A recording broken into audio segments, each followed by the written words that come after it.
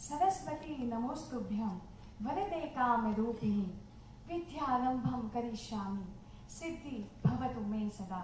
Thank you, team, for the soothing prayer. It is a mark of our undying tradition to invoke Goddess Saraswati at the beginning of any event by lighting up a lamp to remove the darkness of ignorance by the dawn of self-realization. I request honorable dignitaries on the dais to kindly come forward and light up the lamp.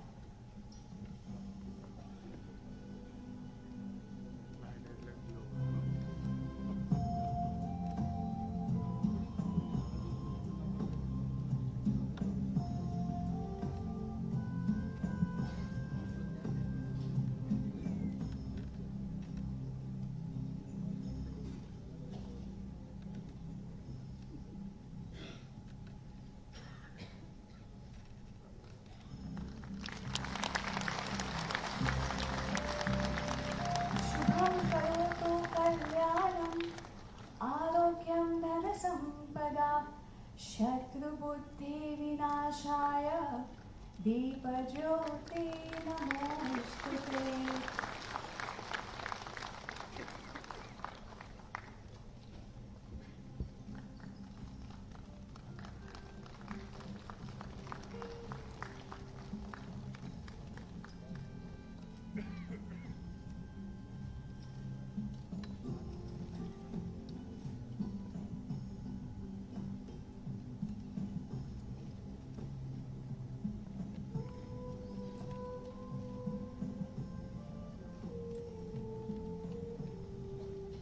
Thank you.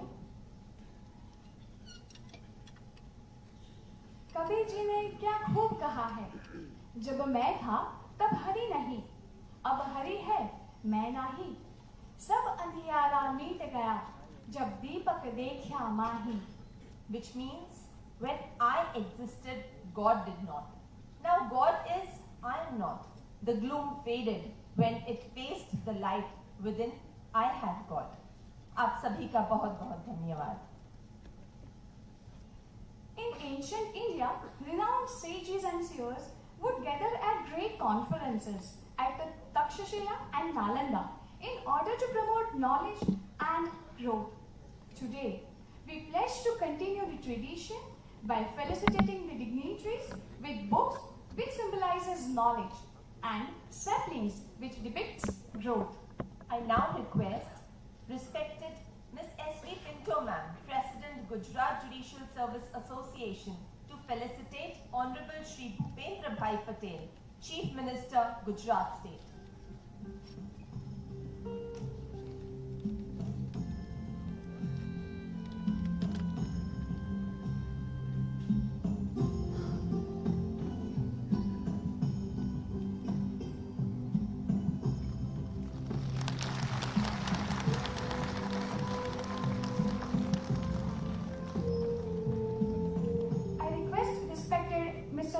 Molia sir, Secretary, Gujarat Judicial Service Association, to felicitate Honorable Mr. Justice M.R. Shah sir, Judge, High Court of Supreme Court of India.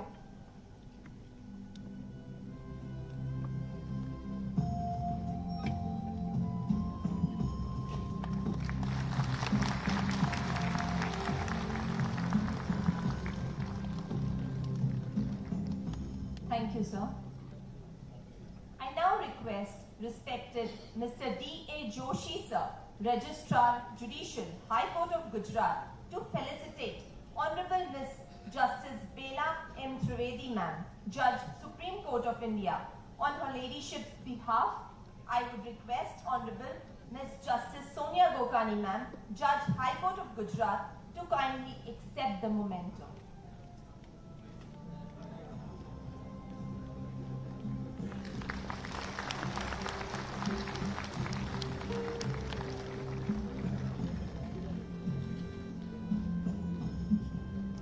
Now I request respected Mr. A.D. Ukrani sir, Registrar SCMS and ICT Cell, High Court of Gujarat, to felicitate Honorable Mr. Justice J.B. Pardiwala sir, Judge, Supreme Court of India. On his Lordship's behalf, I would request Honorable Mr. Justice A.J. Desai sir, Judge, High Court of Gujarat, to kindly accept the memento.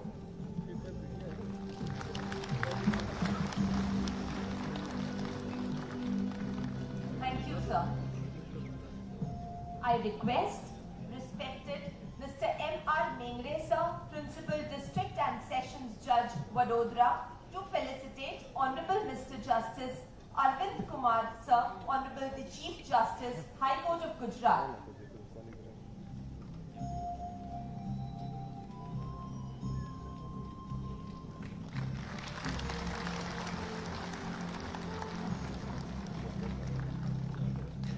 I request Ms. Vibhu Sharma, Civil Judge, Godara, to kindly felicitate Honorable Miss Justice Sonia Gokani, Ma'am, Judge, High Court of Gujarat.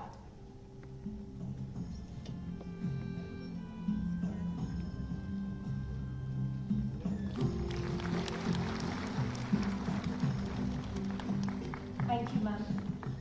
I request Miss Shraddha Falki, Civil Judge, Surat, to kindly felicitate Honorable Mr. Justice A.J. Desai, sir, Judge, High Court of Gujarat.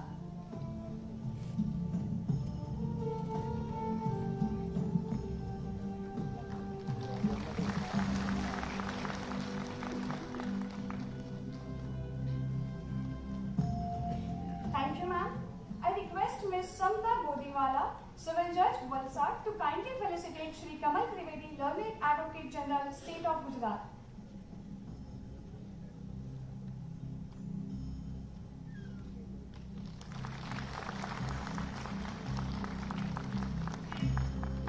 Thank you very much. I request Miss Lalita Bhati, Civil Judge, Vadodara, to kindly felicitate respected Miss S.V. Pinto, ma'am, President, Gujarat Judicial Service Association.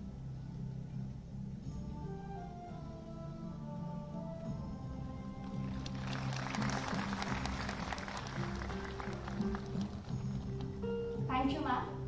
May I now request respected Ms. S.V. Pinto, ma'am, President, Gujarat Judicial Service Association, to welcome the gathering.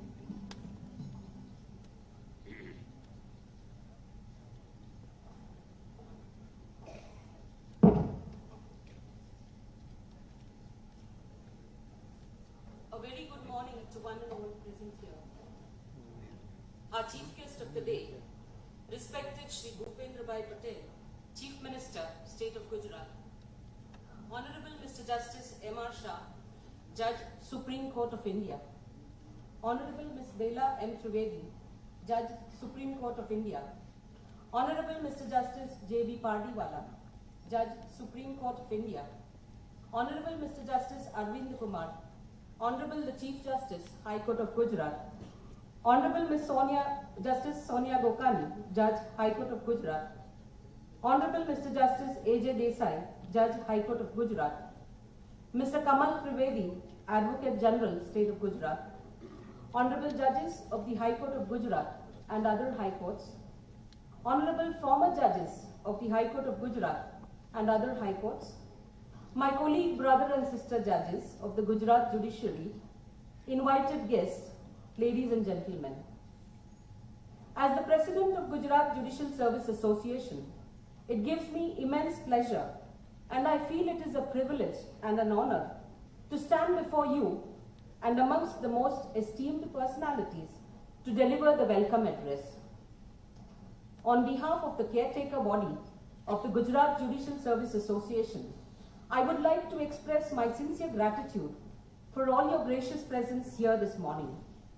I do understand many of you have traveled long distances to make it here on time, and it is for all to see that the heavy rains have not acted as a deterrent, and it is indeed heartening to see the response this conference has generated.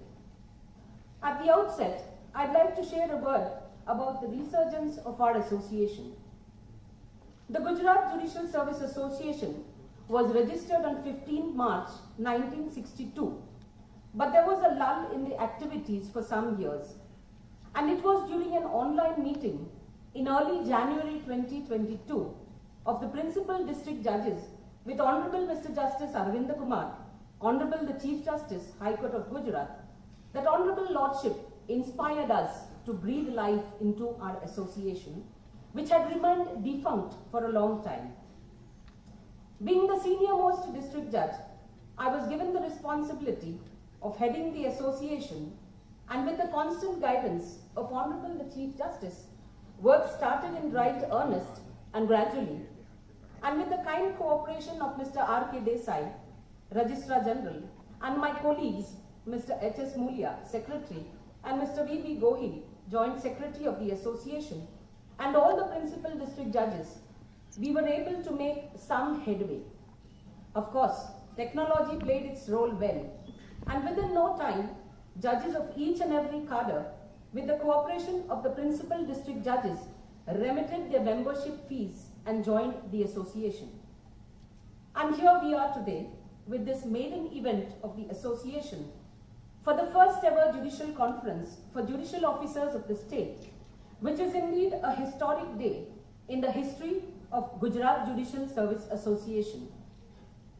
Let me tell you, this conference has been possible only due to the inspiration, motivation, and constant guidance of our Honorable the Chief Justice, and I take this opportunity on behalf of all the judicial officers of the district judiciary to express our deepest sense of gratitude to Honorable Lordship for everything you have done for our association.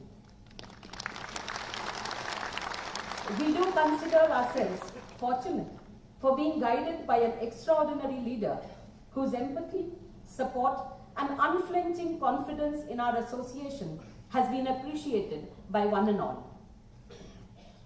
Respected Shri Bhupendrabhai Patel, Chief Minister of our state of Gujarat, needs no introduction as he is a well-recognized figure. On this occasion, we welcome you, sir, and thank you for taking time off from your extremely busy schedule to join us on this momentous occasion. On behalf of the association, I'd like to welcome Honorable Mr. Justice M.R. Shah, Judge, Supreme Court of India, for sparing valuable time only to be among us. As we all know, Lordship is one of the most esteemed personalities, and mere words are not enough to enumerate the innumerable achievements of Lordship so far. Lordship, so often your efforts have not only benefited the entire district judiciary, but have also inspired us to reignite our commitment to the institution, as you have always raised the benchmark for hard work and dedication. This is evident from the fact that very soon after recovery from ill health, as we all know, Lordship delivered 20 judgments in one day, which is a tremendous feat in itself. And Lordship, we do feel inspired to follow in the path your Lordship has taken. Your judgments, Lordship, remain a source of perennial inspiration for all of us in the district judiciary. I once again warmly welcome your Lordship and thank you for your gracious presence here today. I also extend the cordial and affectionate welcome to Honorable Ms. Justice Bela M. Trivedi, Judge, Supreme Court of India, and Honorable Mr. Justice J.B. Pardiwala, Judge, Supreme Court of India. Lordships, by accepting our invitation, you have made your mark amongst us, and your virtual presence today is a source of great pleasure and privilege to us.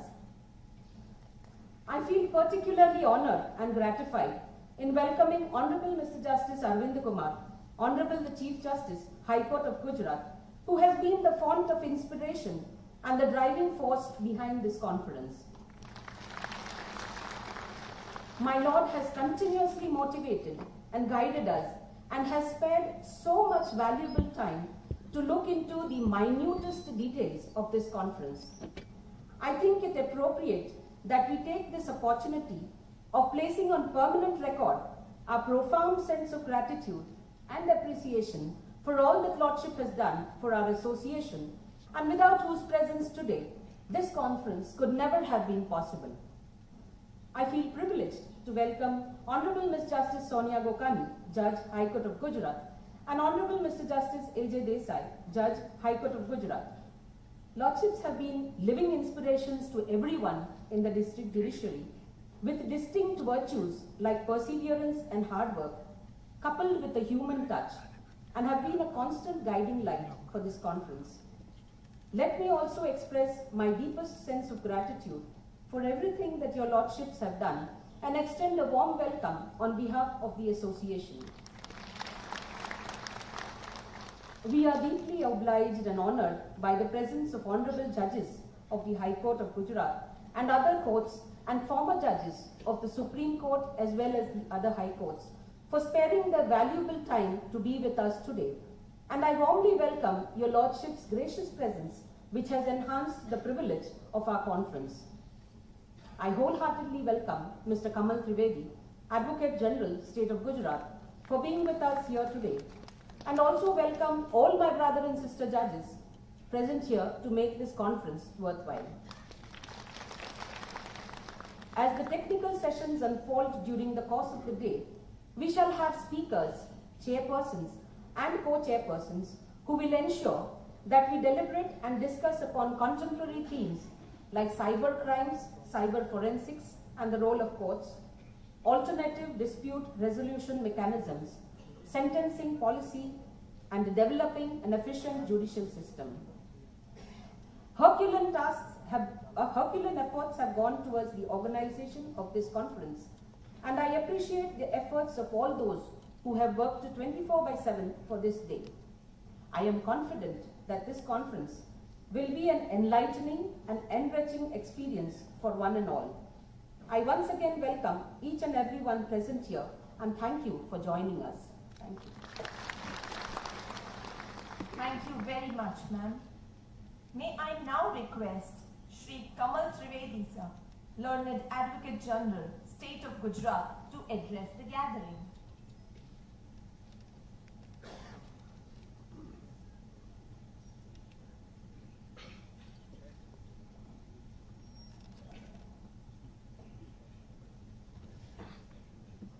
Honorable the Chief Minister of the State of Gujarat, respected Shri Bhupendra Bhai, respected Mukesh Bhai, respected Bilaben, respected Jamshed Bhai, Honorable Judges, Supreme Court of India, Honorable the Chief Justice of High Court of Gujarat, respected Shri Arvind Kumarji, Honorable Ms. Justice Sonia Ben Bukhani, Judge High Court of Gujarat and Executive Chairperson of Gujarat State Legal Services Authority, Honorable Mr. Justice Ashish Bhai Desai, Judge High Court of Gujarat and President of Gujarat State Judicial Academy, all the present and former Honorable Judges of the High Court of Gujarat, Learned President of Gujarat Judicial Service Association, respected Ms. Pinto, all the learned judicial officers present over here, having come from all the corners of our state, Learned Registrar General Shri R.K. Desai,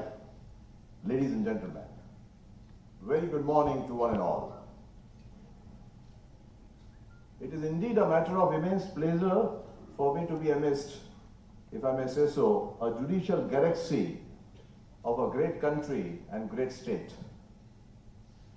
It is really heartening to see the revival of Gujarat Judicial Service Association while organizing its first ever legal conference of the state judicial officers.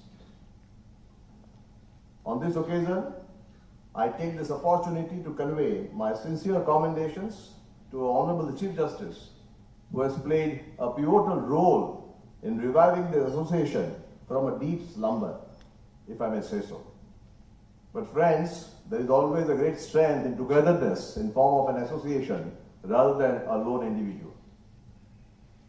I must say at this stage, the constant concern being shown by Honorable the Chief Justice towards subordinate judiciary in terms of availability of infrastructure facilities, good environment, is worthy of acclamation. Whereas continuous readiness to provide a positive response in this behalf by the Honorable the Chief Minister, Shri Bhupendra Bhai, on behalf of the state government, deserves profound appreciation. All the judicial officers present over here should know that you are the strong pillars of the three-tier pyramidal judicial system of our country. However, as we all know, in the initial stages of constitution making, no specific attention was paid to the independent subordinate judiciary, in contrast with the position existed during British days, when the executive and judicial powers had been combined under a district officer who was both collector and magistrate. It is extremely surprising to note that there was no provision in the draft constitution prepared by the constitutional reviser, great Mr. B.N. Rao, in the year 1947. Nor was any provision made in that behalf by the drafting committee in the year 1948. This glaring omission was prominently highlighted by the Conference of Judges of the Federal Court and the Chief Justice of the High Courts held in the March 1948. Their memorandum observed, I quote, "So long as the subordinate judiciary, including the district judges, have to depend on the provincial executive for their appointment, posting, promotion, and leave, they cannot remain entirely free from the influence of the members of the party in power, and cannot be expected to act impartially and independently in the discharge of their duties. It is therefore recommended that the provision be made placing exclusively in the hands of the High Courts the power of appointment and dismissal, posting and promotion, and grant of leave in respect of the entire subordinate judiciary, including the district judges." I unquote. The seminal suggestions made at the Judges' Conference prompted the drafting committee on 16 September 1949 to consider the recommendations for assimilating the two branches, both civil and criminal, and placing them equally under the control of the High Court, including their appointment, dismissal, posting, promotion, grant of leave, and consequently, Articles 209A to 209E came to be inserted in the Constitution. This is what we find reflecting today, of course with some changes, in Articles 233 to 237, separately placed in Chapter 6 in Part 6 of our Constitution of India. From the very inception of our Constitution, the district judiciary has been carrying the heavy responsibility of being independent and efficient. Nearly 70 years after the Constitution came into being, the role of district judiciary in dispensing justice has only become more crucial so as to ensure that rights of citizens, more particularly the rights to access justice, are effectively protected. As a result, there are greater expectations for fair and impartial justice from the judicial officers, who are always faced with the question to be or not to be. While the concept of efficient dispensation of justice has several aspects and facets, I may continue my address and confine it the same to one of the most fundamental facets, that is the necessity of an independent judiciary for effective adjudication. As regards the expectation of judge being impartial and neutral, Honorable Chief Justice of Canada, Ms. Beverly Bechlin, in one of her articles entitled "The Paradox of Judging," mentioned about two propositions.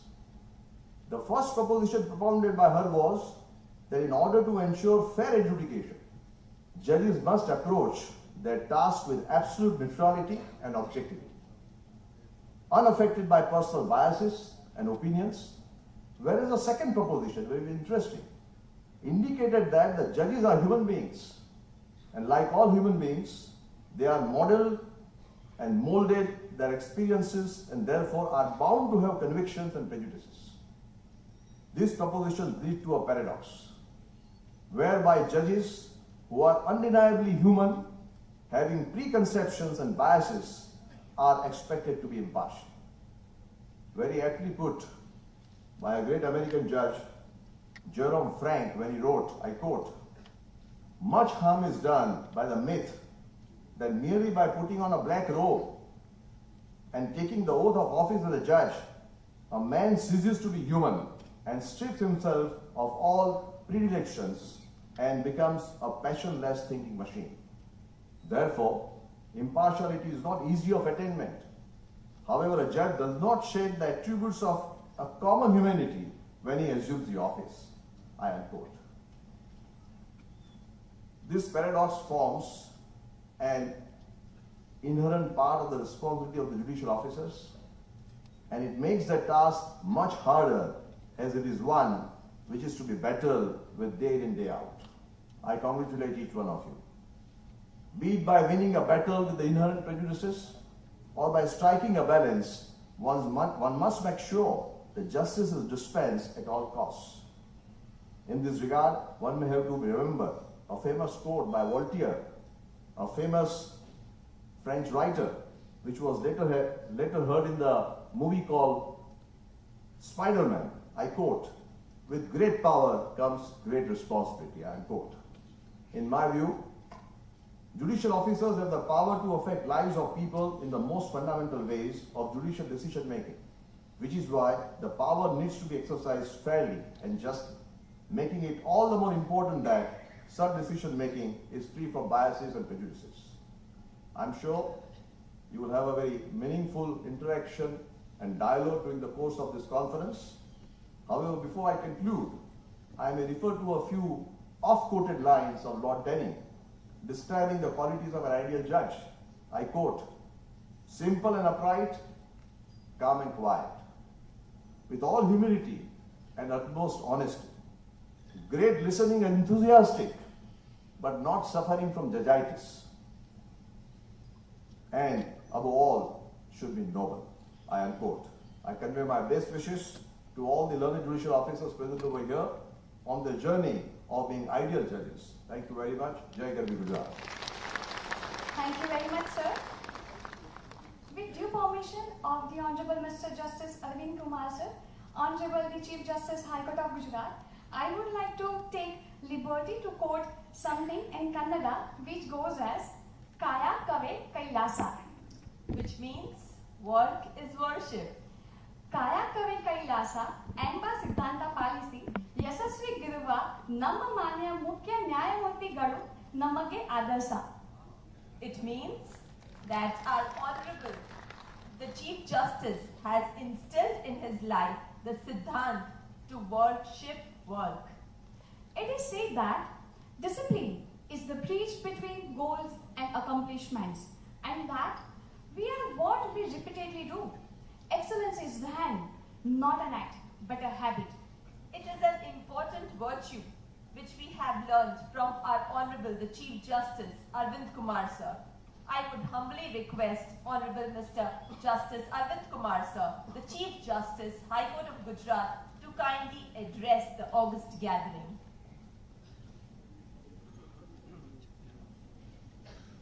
A very good morning to one and all. Respected dignitaries on the dais, Shri Bhupendrabhai Patel, Honorable Chief Minister Gujarat State, Honorable Justice M.R. Shah, Judge Supreme Court of India and Member MCPC, Honorable Miss Justice Bela Trivedi and Honorable Mr. Justice J.V. Pardiwala, Judges Supreme Court of India, who have marked their presence virtually, on my esteemed sister, Justice Sonia Gokani, Judge High Court of Gujarat and Executive Chairman, State Legal Service Authority, Honorable Mr. Justice A.J. Desai, Judge High Court of Gujarat and President, State Judicial Academy, Ms. S.V. Pinto, President, Gujarat Judicial Service Association, my esteemed brother and sister judges, Mr. Kamal Trivedi, Advocate General, State of Gujarat, Justice C.K. Thakkar, former Judge, Supreme Court of India, Justice M.S. Shah, former Chief Justice of High Court of Mumbai, and other former High Court judges, respected resource persons, Colonel Nidhish Bhadnakar, Justice R.B. Budiyal, former Judge, High Court of Karnataka, learned registrars, High Court of High Court of Gujarat, the learned members of our Judicial Academy, and the members of our judicial family, and the judicial officers of the state of district judiciary, friends from print and electronic media, ladies and gentlemen. At the outset, let me thank Honorable Justice M.R. Shah, who has been guiding us in all our endeavors. Honorable Justice Bela Trivedi and Justice Pardiwala are extending their continued guidance, and we seek their patronage to make the district judiciary of Gujarat as a role model for the country. District judiciary is the foundation of our judicial system. And the judicial officers are galvanizing agents for effective management of justice delivery at the district level. The principal district judges have enormous responsibilities, both on judicial as well as administrative side, and they cannot forget that they are the agents in making the courts more responsive to the litigant public. They play a pivotal role to make the district judiciary more proactive in their respective units by acting as galvanizing agents. On my taking charge over as the Chief Justice of Gujarat on 13th October 2021, I learned that the judicial officers in the state had been inactive or non-functional. From the said date, I started interacting with several judicial officers to revive the association so that it would become not only functional but also useful to all the judicial officers and act as a bridge between the judicial officers and the High Court administration. The purpose of reviving this association is to ensure that excellence is achieved at all levels in the justice delivery system. The fundamental duties are enumerated in Part 4A of our Constitution, and I specifically refer to Article 51AJ, which mandates that everyone should strive towards achieving excellence in all spheres of individual and collective activity, so that the nation rises to higher levels of achievement. When the Constitution expects us to achieve excellence, the members of the district judiciary are expected to be the agents in providing qualitative, responsive, and timely justice to the needy litigant public. The National Commission constituted to review the working of the Constitution under the chairmanship of Honorable Justice M.N. Venkatachalaya, former Chief Justice of India, had highlighted the fact of achieving excellence as enumerated in Clause J of Article 51A. I quote the extract or the highlighted aspect in that said Commission's report. I quote, "The drive for excellence in all spheres of individual and collective activity is the demand of times and basic requirement in a highly competitive world. Nothing but the best would have survival potential in tomorrow's world. This would include respect for professional obligations and excellence. Whatever work we take up, either as individual citizens or as groups, our effort should be directed to achieving the goal of excellence." Unquote. At this juncture, I feel and deem it apt to have a glimpse of the pendency of the cases in the state of Gujarat. There are 18,80,236 cases in all pending. The criminal cases account for 14,30,227 cases. The percentage of criminal cases is 76.06%. As against the percentage of civil cases running to 4,50,009 cases. That means 23.93%. The percentage of cases pending in Ahmedabad urban and rural district combined together is 5,30,168, which means 28.2% of the total cases of pending in the entire state is pending in these two districts. Whereas in the district of Surat, Vadodara and Rajkot, the number of cases pending is 1,68,224, 1,33,778, 1,27,762, and the percentage wise it is 8.95%, 7.11% and 6.79% respectively. What I intend to impress upon this August gathering is that our total 18,80,000 cases, 9,59,000 cases are pending in these four districts, namely 51.50%. Thus, the learned officers of these four districts will have to ponder over as to ways and means in which this docket explosion in these four districts can be curtailed. One important feature which cannot go unnoticed is that the civil cases are comparatively less than the criminal cases. The quite often grievances of which the High Court receives from the district judiciary are staff strength being less, number of vacancies of stenographers have remained unfilled, many judicial officers have to depend upon their typist or for getting the judgments typed or orders being typed. These are the routine and normal deficiencies which the district judiciary normally complains or vent out their grievances. It may be true that these problems would result in disposal of cases being reduced. There may be instances of low pendency of cases in some courts, and a result of this, the officers would find it difficult to achieve the quota fixed, and this cannot be avoided as the court is established in each taluka as a matter of state policy. Apart from doing your regular judicial work, certain district judges will have to take up sessions cases, like cases under NDPS Act, Prevention of Corruption Act, SC and ST Prevention of Atrocities Act, criminal appeals, criminal revisions, education appellate tribunal, transfer petitions under section 24 and under section 408 of CRPC, scheme suits under section 92, arbitration cases under section 9 and 34 of the Arbitration Conciliation Act. These are the additional responsibilities the PDJs or the principal district judges have. What I want to impress upon the district judiciary is what should be our attitude towards these in spite of these difficulties which you will be facing. Always have positive attitude, or in other words, we should be optimistic and not pessimistic. I can put it differently by impressing upon all of you, namely the judicial officers, that their outlook towards the discharge of their judicial functions should be positive. Instead of thinking, I can't, you should think of that I can. Here I may quote one small story which would be inspiring.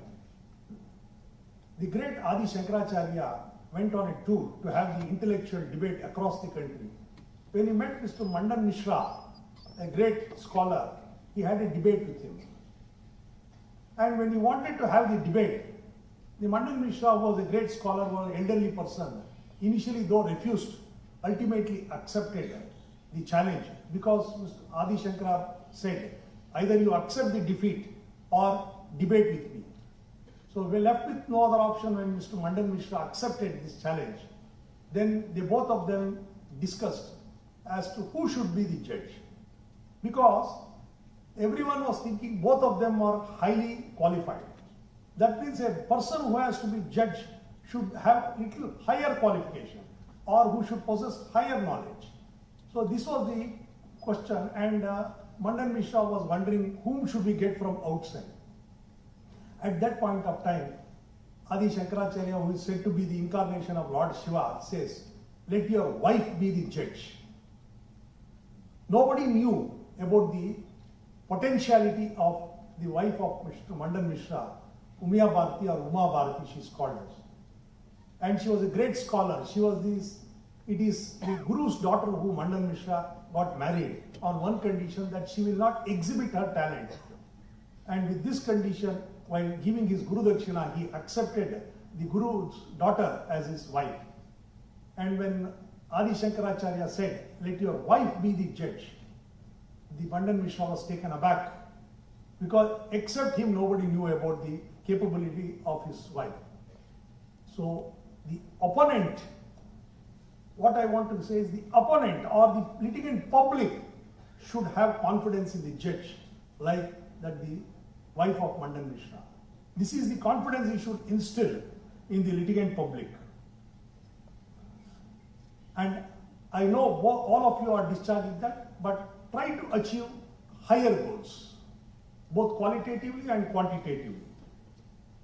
And Gujarat government has been benevolent in sanctioning the projects which was forwarded by the High Court expeditiously.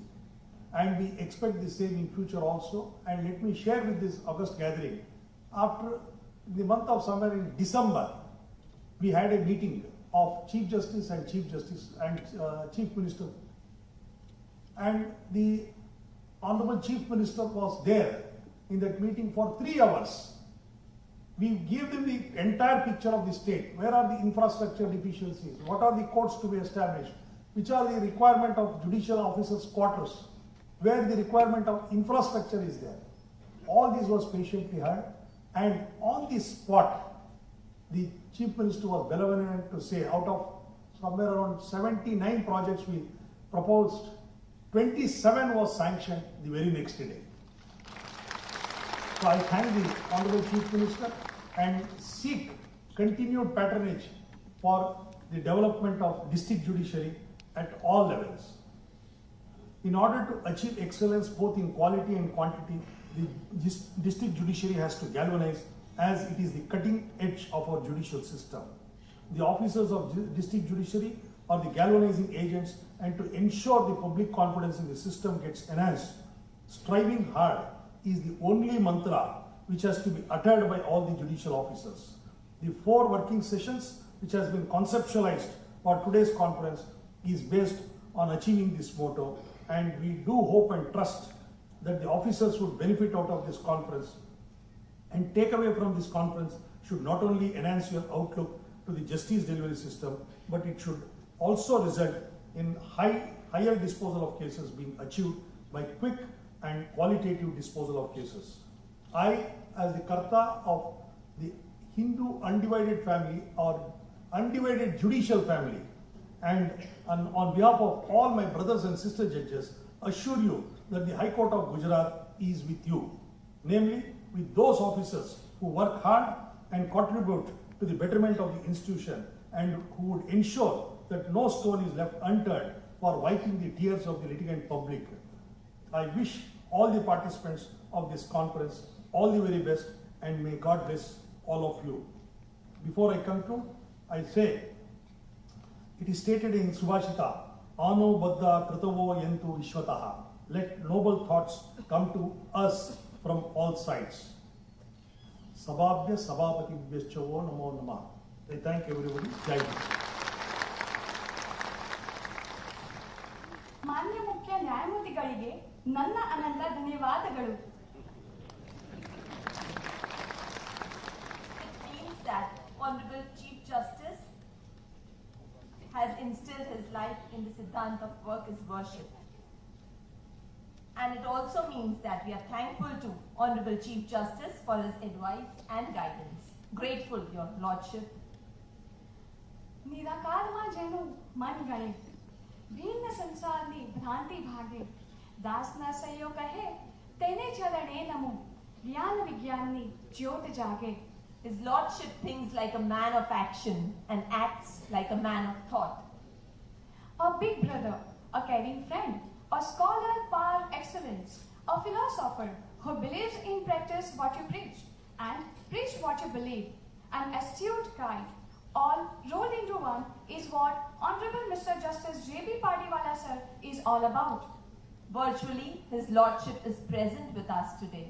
I request Honorable Justice Pt.Deendayal sir to kindly enlighten us.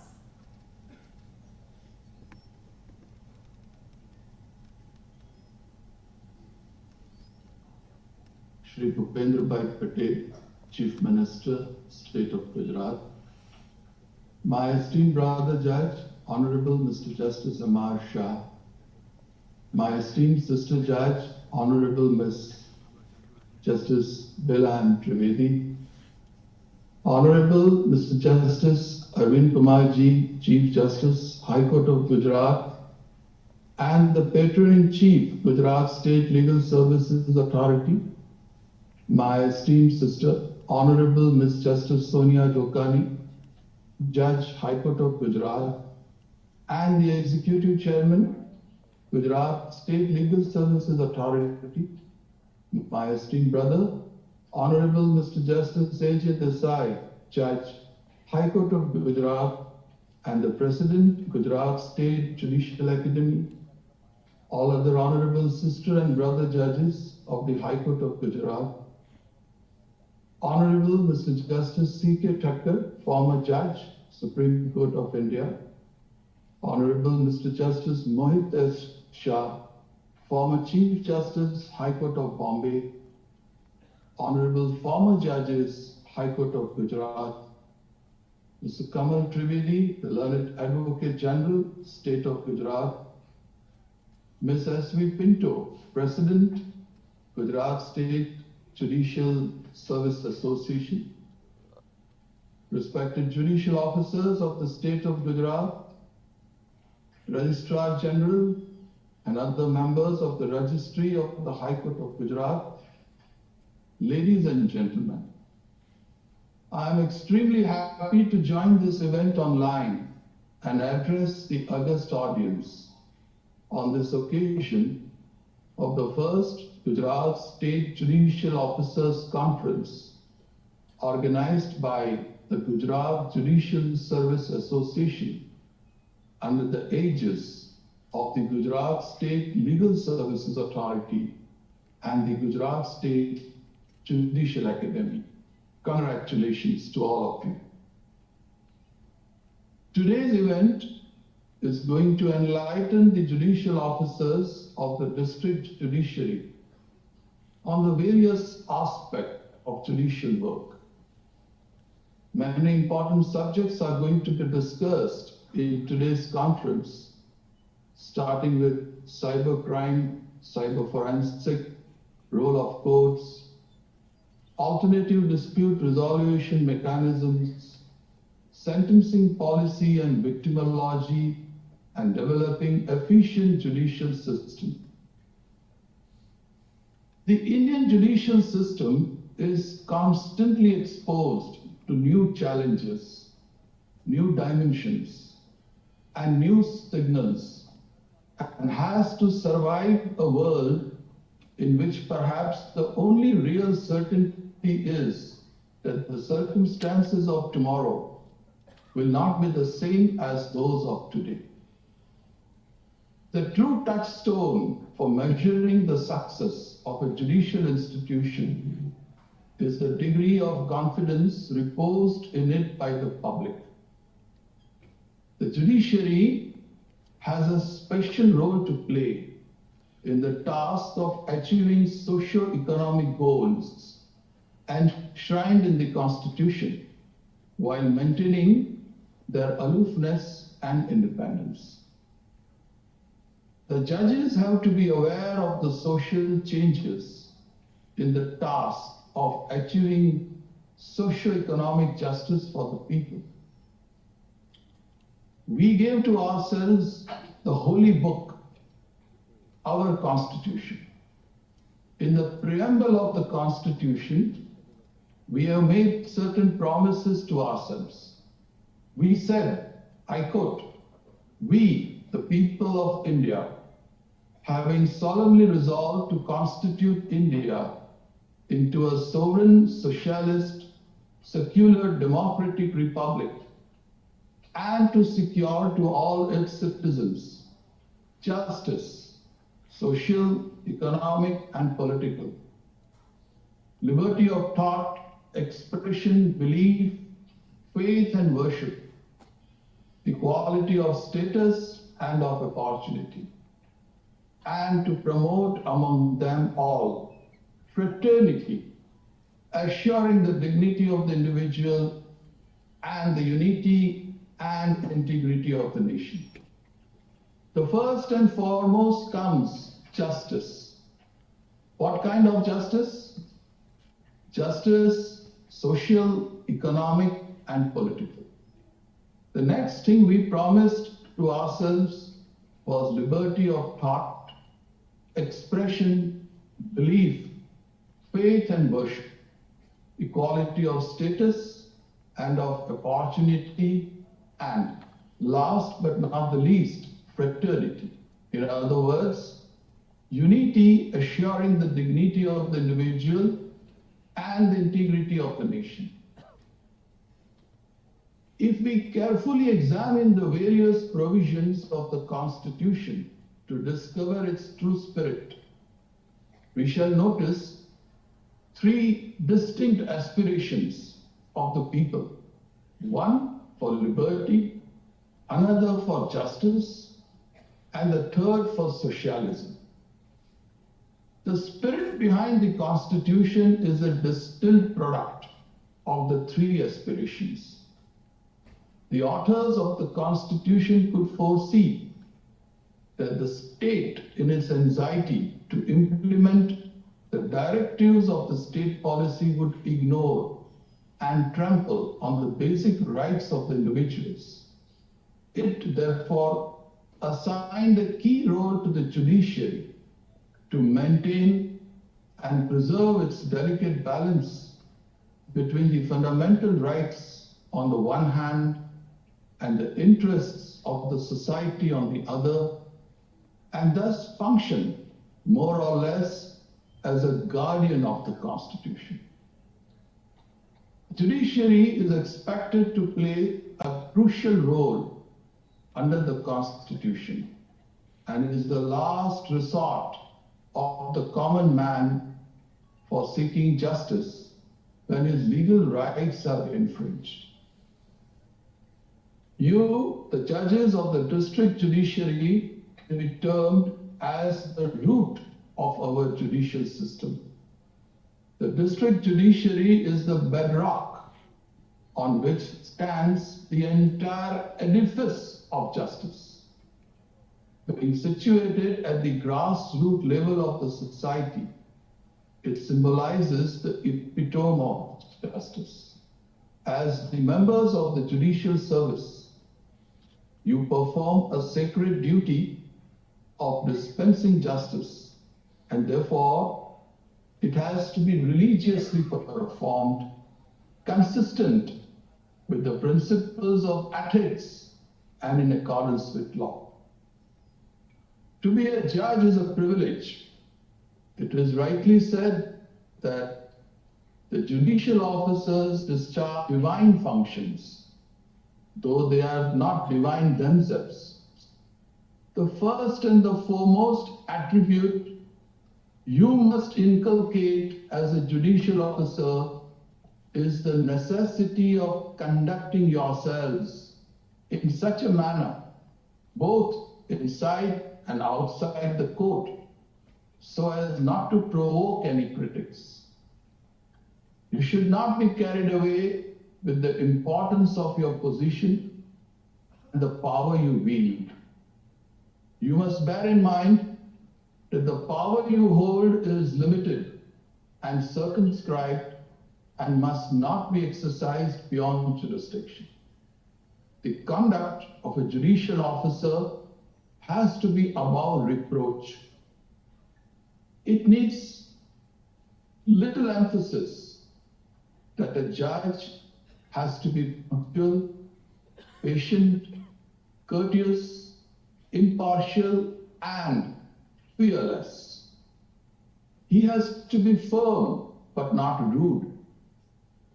I'm sure you all must have read the judgment of the Supreme Court in the matter of K judicial officers reported in 2001, 3 SCC 54.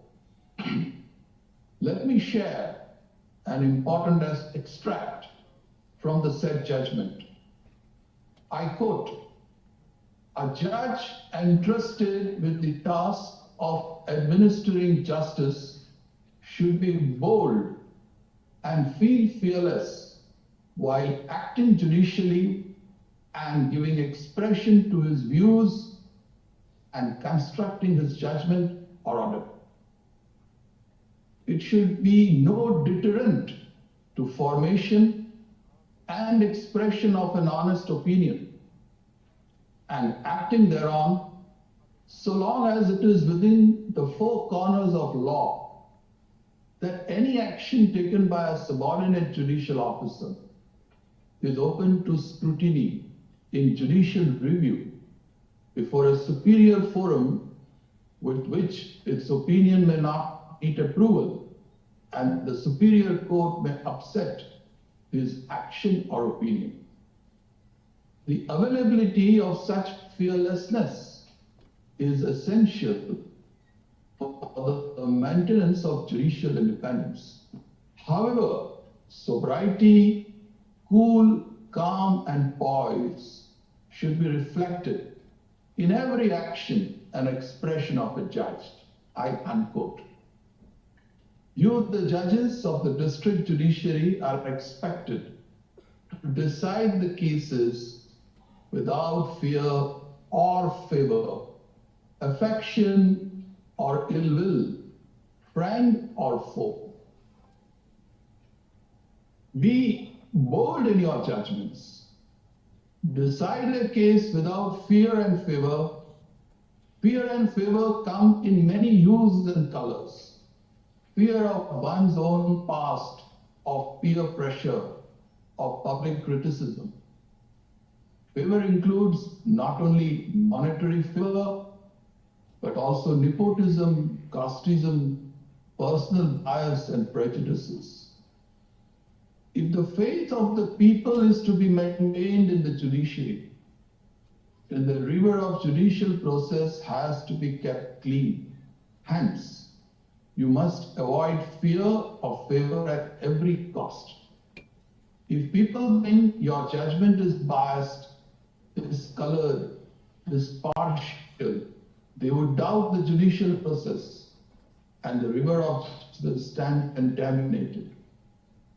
It is our pious duty to keep the river clean. Impartiality is the hallmark of a judge.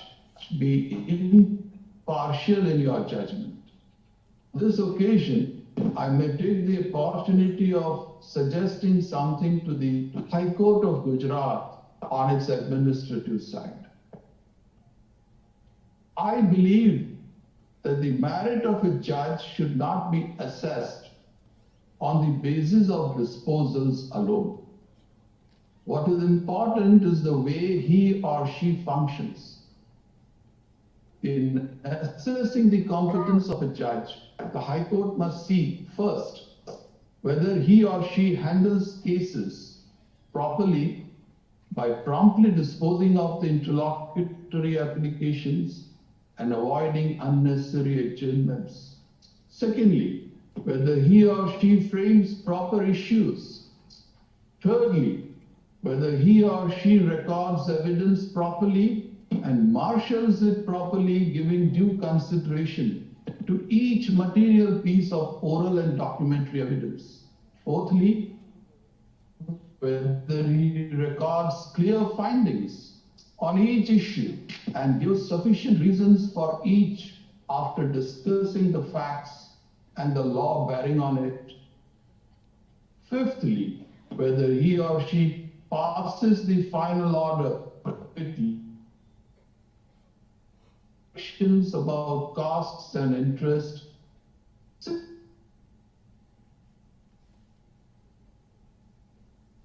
Is temperate and the judgment is concise as well as precise.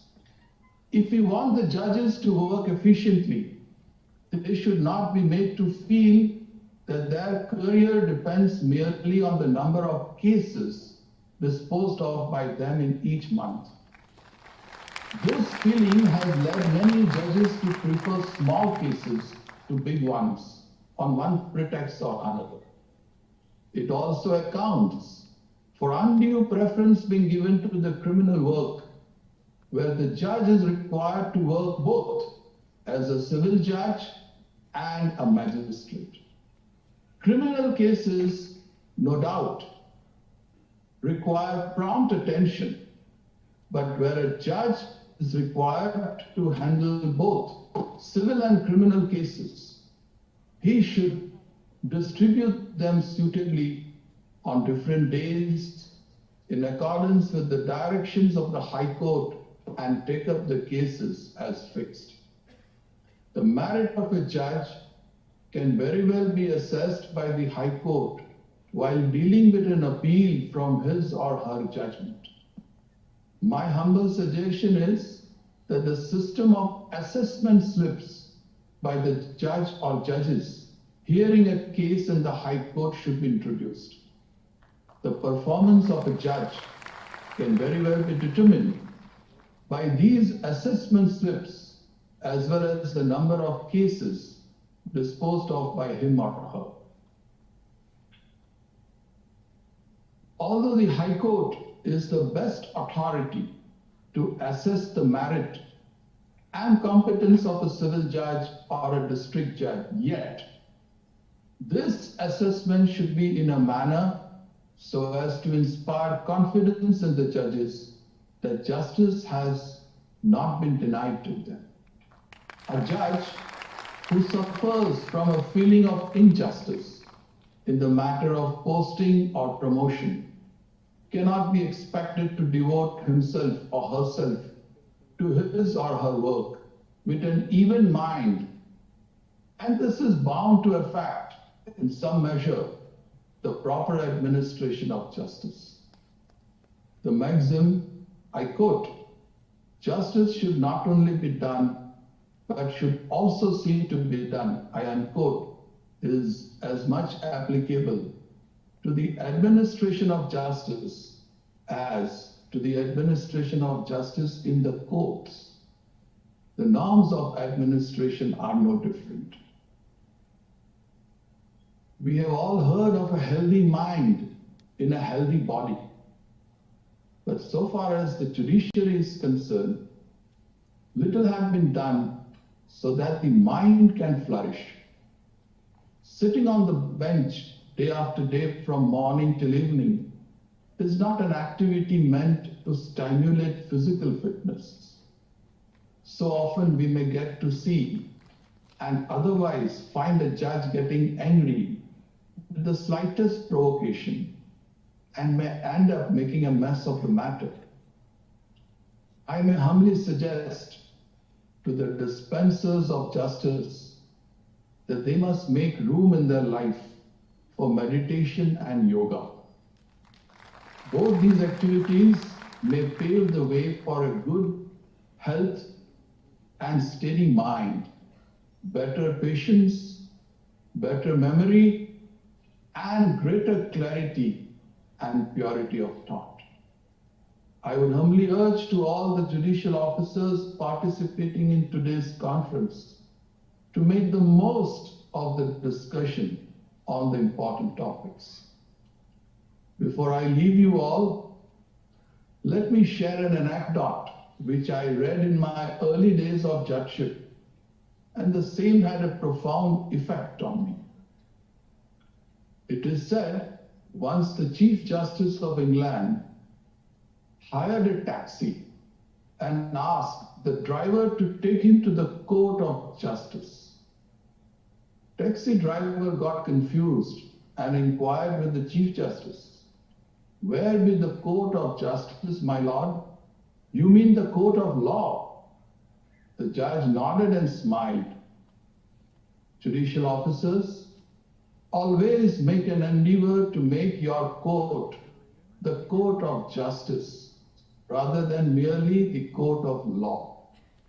In many cases, law and justice coincide, but in some, they fall apart, and it is in such cases that the personality of the judge plays a crucial role.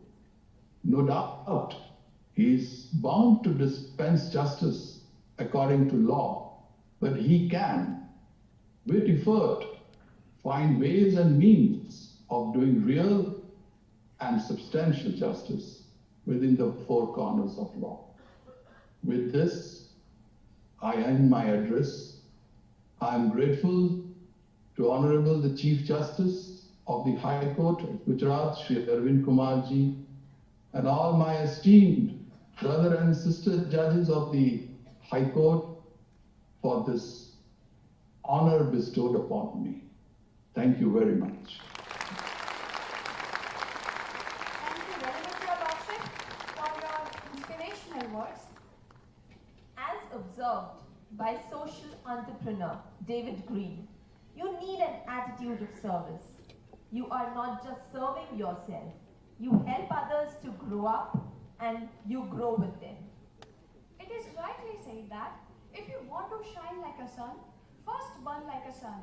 This quote depicts the personality and journey of the Honorable Miss Justice Bela M. Trivedi Ma'am, Judge, Supreme Court of India.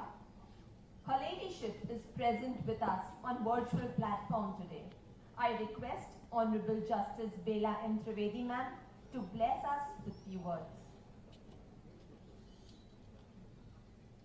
Namaskar. Good morning to everybody. My esteemed brothers, Honorable Mr. Justice M.R. Shah and Honorable Mr. Justice J.B. Pardikwala, Honorable Shri Bhupendrabhai Patel, Chief Minister of Gujarat, Honorable Mr. Justice Arvind Kumar, Chief Justice of Gujarat High Court, my esteemed sister, Justice Sonia Ben Lokani, Executive Chairperson, Gujarat State Legal Service Authority, my esteemed brother, Shri Justice A.J. Desai, President, Gujarat State Judicial Academy, my other esteemed brother and sister judges of Gujarat High Court, respected Sheikh Kamalbhai Trivedi, Advocate General, Ms. S.V. Pinto, President Gujarat Judicial Service Association, respected former judges of the High Court and Supreme Court, my esteemed judicial officers, esteemed invited guests and speakers,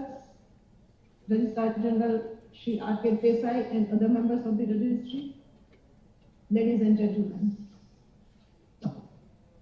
Earlier, I used to say, Delhi bahut dur hai. Today, I felt that Ahmedabad thoda dur hai. Thanks to technology, I have been able to meet all of you virtually. Otherwise, I sincerely apologize for not coming physically and meet all of you personally. Something is better than nothing. In this 75th year of independence, Azadi Ka Amrit Mahotsav, this is indeed a unique conference, first of its kind, organized under the aegis of Gujarat State Legal Service Authority, Gujarat State Judicial Academy, and Gujarat Judicial Service Association. The presence of Honorable the Chief Minister, Bhupendra in this inaugural function is not only very significant but very inspirational. His presence shows the commitment of the government for the cause of justice, for the cause of working of the courts, and in turn, making easy access of justice to the common man. I heartily congratulate Justice Arvind Kumarji, Chief Justice of Gujarat High Court, Justice Sonia Ben Bokani, Justice Ashish Desai, and their team for taking this initiative for organizing this wonderful conference at such a huge scale and on such an important topics. I'm also very happy to know that Judicial Service Association has been revived and has participated as one of the organizers of this conference. I congratulate Ms. Pinto for taking over the charge as the president of the association. My best wishes to one and all. As we all know, and as much has been said, the judiciary is very important being of the democratic setup of the country. Judiciary is seen as a very faithful and loyal keeper of the constitutional assurances. The traditional role of the judiciary, as per the doctrine of separation of powers, is to interpret the statute and the laws. The other role is judicial activism, that is to go beyond the statute and exercise discretionary powers to do the justice. Of course, the other role is, as such, mainly assumed by the higher courts, that is the constitutional courts. On a personal note, I may say that having worked in the district judiciary for about 16 years, I strongly believe that the district judiciary at the grassroots level has a very decisive and meaningful role in the dispensation of justice and in securing timely and qualitative justice. However, due to the issues of backlog and areas and vacancies, the system of justice delivery is seen to have little slowed down. Of course, these issues of backlog, vacancies, delay, etc. are existing since the time immemorial, and they shall remain to exist till the courts exist and till the adversarial system exists in our country. This does not mean that we should not endeavor to reduce the backlog or areas. But again, on my personal note, one should not be much obsessed with the figures of institution or disposal of the cases. What is important is that every case must be decided with our utmost satisfaction, listening the voice of our conscience. With the changing needs of the society, judges also will have to equip themselves, more particularly with the advancement of technology.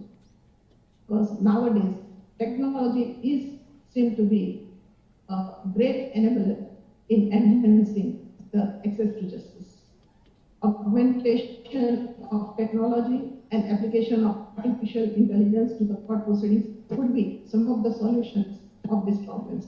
Of course, for that we will need a very robust digital infrastructure. The recent launching of the software Supreme Court Portal of Assistance in Court Efficiency and SUAS, Supreme Court Portal for Assistance in Court Efficiency. Supreme Court Vidik Anwad software developed by the Supreme Court of India are expected to improve the efficiency in the working of judicial system. Many initiatives have been taken by our Gujarat High Court itself. However, what is most important, according to me, is the commitment and dedication to the cause of justice and the interests of people who man the system, that is, the judges, lawyers, and the staff working in the court. As we all know and is often said, judicial service has been considered to be very different from other services. The judges are expected to work independently and fearlessly, as said by Justice Padiwala. They are not ordinary public servants. They are servants of public 24/7. Irrespective of the level at which a judge is working, either at magisterial level or at Supreme Court level, judges are expected to work with utmost honesty and integrity. Little inefficiency of a judge in the working can be pardoned, but not the dishonesty or the lethargy in the work. Judges have to live like hermits and work like horses. As such, it is said that the main duty of a judge is to uphold the law and to decide the cases without fear and favor, affectionate envy, and in accordance with law. And therefore, the most notable characteristics of an ideal judge are that he should not only be well-versed in law, but should also maintain complete dignity, honesty, integrity, high morals, high moral courage and ethics. Our motto should be, let justice prevail, though the heavens should fall in flames. There is no substitute of hard work. I can give live examples of 4 persons who are present here. As Mr. Justice M.R. Shah, after his very sickness, delivered 20 judgments in a day, which he had prepared in the vacation. In the vacation also, he kept on working, and despite his illness. Our Justice Padiwala, as we all know, has delivered 1,000 judgments while working in the judge of the High Court. Justice Arvind Kumar, as we all know, is all the time engaged in the administration of justice after the judicial work is over. He doesn't leave the court premises before 9. This shows his dedication and sincerity towards the cause of justice. Justice Sonia Bhokani, we know she is an epitome of hard work. Other judges also work so hard in the High Court. That does not mean that the judges in the district court or other judges do not work. But my emphasis is that there is no substitute of hard work. If you want to make a mark, to do something different from others, you will have to walk an extra mile, will have to show your work at every walk of life. As such, I don't like to give advice, because I remember Oscar Wilde having said, to give advice is bad, and to give good advice is pattern. Judging is very tough task. It is not an easy task for a judge. more particularly the judges working in the district judiciary. They are most vulnerable. Apart from the actual pressure of workload, sometimes judges also feel stressed out because of other pressures, like peer pressures, pressures from lawyers, pressures from higher-ups. One should not be oblivious of the fact that judges, and especially the judges in the district judiciary, have to work under stress, mental and physical. I fully agree with Justice Padiwala that there has to be some room for meditation and yoga in every courthouse. Of course, one can always do at home also, but if one wants to just release the stress, that is the best thing. And I think this is Arvind Kumar is the right person to appreciate this. There cannot be again saying that High Court and Supreme Court, being the loco parentis of the district judiciary, are bound to protect each and every judicial officer who is working honestly and sincerely. It is our duty to see that no injustice is suffered by any of the judicial officers who is instrumental in dispensing justice for others. Independence of judiciary is the hallmark of the Indian judiciary, and it is for all of us to maintain that full part. My earnest request to all of you is that never ever be defensive, never ever get demoralized by any of such outside pressure or stress. Do your work with utmost sincerity, and if one is clear from within, no outside force can ever cause any damage to you. Have faith in yourself, have faith in the institution, be proud of yourself, be proud of your institution. Thank you so much. Thank you so much for giving me this opportunity for expressing my views. Namaskar. Thank you very much, Your Ladyship, for your kind words. જીવન વિશેનો કુતૂહલ એટલે વિજ્ઞાન, જીવનનો સ્વાદ એટલે કળા, જીવન પ્રત્યેનું વિસ્મય એટલે સાહિત્ય, જીવન તરફનો અભિગમ એટલે તત્વજ્ઞાન, જીવન પ્રત્યેનો આદર એટલે ધર્મ, જીવન પ્રત્યેનો પ્રગાઢ અહોભાવ એટલે અધ્યાત્મ. આવા વિજ્ઞાન, કલા, સાહિત્ય, તત્વજ્ઞાન, ધર્મ તથા આધ્યાત્મનો શુભક સમન્વય એટલે માનનીય ન્યાયમૂર્તિ શ્રી M.R. શાહ સાહેબ. આજે આપણી સૌની વચ્ચે માનનીય શ્રી શાહ સાહેબ ઉપસ્થિત છે. I request Honorable Mr. Justice M.R. Shah sir to share his words of wisdom. Mananiya Nyayamurti Shri M.R. Shah sir.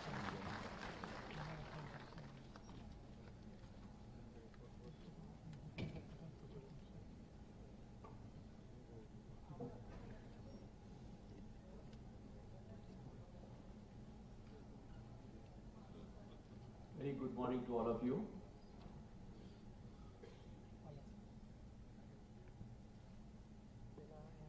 Shri Bhupendrabhai Patel,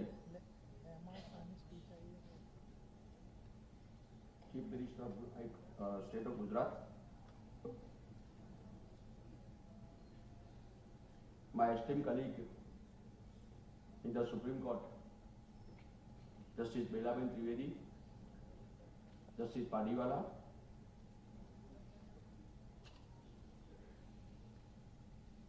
most enthu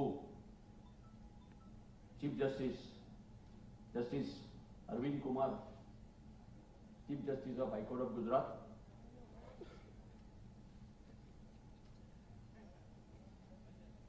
my dear Justice Sonia Ben Kokani, Justice A.J. Desai, Shri Kamalbhai Trivedi, Lord Advocate General, Ms. S.V. Pinto, Principal and District Judge, and the President of the Gujarat Judicial Service Association, my brother and sister judges of the High Court of Gujarat present,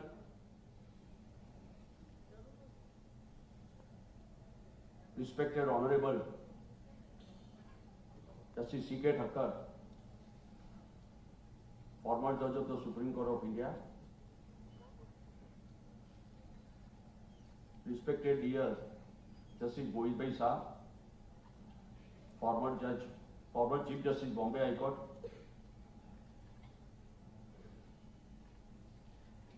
former judges of the High Court of Gujarat, other judges of the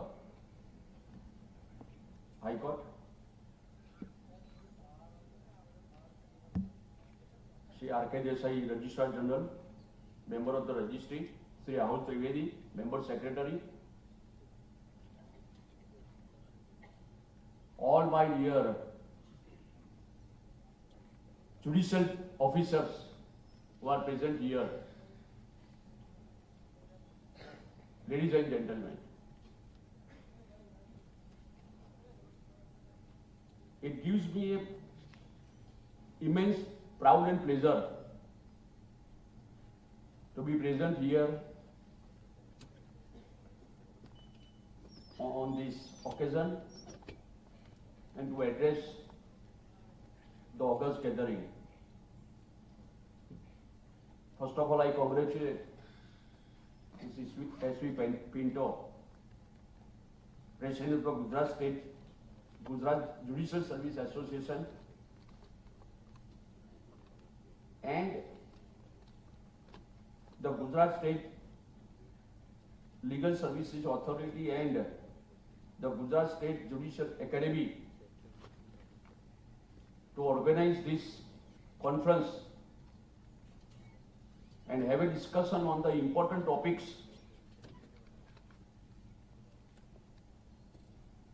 which will ultimately help and strengthen the district judiciary. District judiciary is the pillar of the justice delivery system. By today's conference, it will strengthen our justice, ultimately our justice delivery system. District judiciary, as said, is the pillar of the justice delivery system. If the pillar is strong, the building is strong, and therefore justice delivery system will be strong. We will be discussing today on the different important subjects in the today's conference. I wish all the success to today's conference.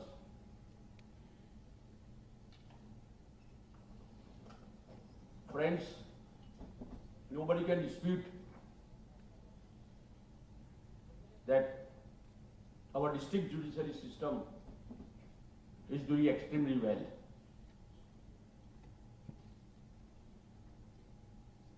But at the same time, we have to come out with the delay and arrears. I endorse what Justice Bela Trivedi has said and what Justice Jamshed Patiwala has said about the district judiciary and the role of the district judges and the district judiciary in the justice delivery system. I agree. But at the same time, I would like to have my supplementary views on the district judiciary and how to strengthen the justice delivery system. Where are we failing? Where are we lacking? Take it, whatever I will say today, it will be as an elder member of the family. All of you are my family members. We are all part of the family, which ultimately goal is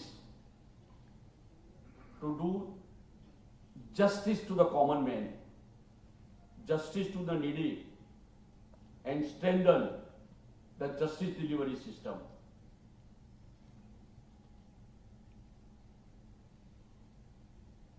everybody, we are facing with today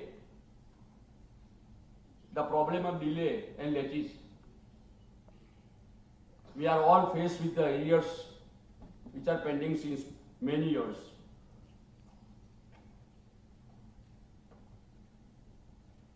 Today, whatever I say,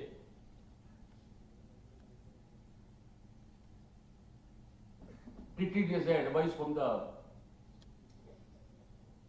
member of the family. Don't treat it as a criticism and or adversarial remarks. For improving a system, you need sometimes a bitter piece. If you are sick, then you need a bitter pill, the medicine. It is only with a, whatever I will say today, I will say only with a view to cure and strengthen the justice delivery system. We are faced with the situation, an anomalous, situation of accusation of delay in the courts. Despite all our best efforts,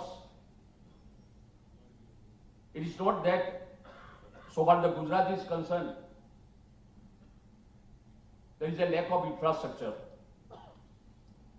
I must say with credit, with all proud from Gujarat, that so far as the Gujarat is concerned, the state of Gujarat is concerned, government of Gujarat is concerned, fullest support has been given to our institutions for creating infrastructures. Whenever we have asked, correct, immediately the fund is given. I may remind in the recent Chief Justice Chief Minister conference, when Chief Justice Arvind Kumar was to say something, correct, in the conference, then Chief Justice of India said, "Oh Gujarat, don't worry, you have no problem." This is what the impression, correct, of the Gujaratis. Therefore, it is not that there is no infrastructure. We are facing infrastructural problems. We have seen district court buildings, district judges' chambers, and other things. Correct? Because I have moved in the entire country also, so many places I have gone. But our court buildings are sometimes better, correct, and well equipped than even some high court buildings in the other states also. Therefore, there is no complaint so far as the infrastructure is concerned. But still, for whatever reason,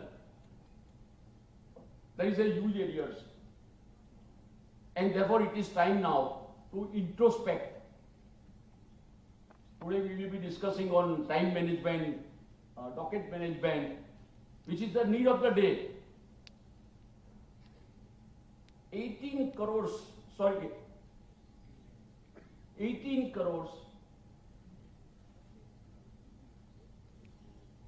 1 crore 88 lakhs more cases are pending in the district judiciary.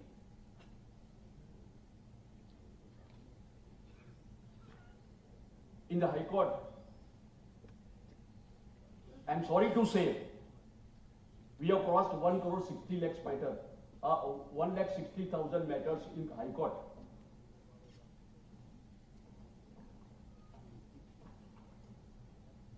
Out of the pendency in the district judiciary, major portion of the litigation which is pending is negotiable instrument case, prohibition cases, IPC cases. When I was looking to the figure, I came to know that 23,000 cases are pending with respect to arbitration. Execution petitions with respect to arbitration are pending. If they are pending for more than 5 years, 10 years, correct, it ultimately affects, it's a commercial dispute, arbitration. Negotiable Instruments Act. Virtually it's a commercial dispute, ultimately affects the economy of the country. And if the cases are not disposed of at the earliest, what will be the position? It ultimately affects the rule of law. Everybody will go to some other agency, as rightly emphasized by Justice Pardiwala, that more and more efforts should be made, correct, to dispose of the civil cases. Because of the fact that if the civil cases are not disposed of at the earliest, if after 15 years or 20 years or 30 years, eviction decree is passed on the ground of bona fide requirement, what is the purpose of giving a decree of bona fide requirement after 25 years? Take a case of motor accident cases. Motor accident claim cases, petitions are pending, correct? Fatal cases are 22,000. What is the use of giving the compensation after 10 years or 15 years to a widow, correct, whose children have grown up?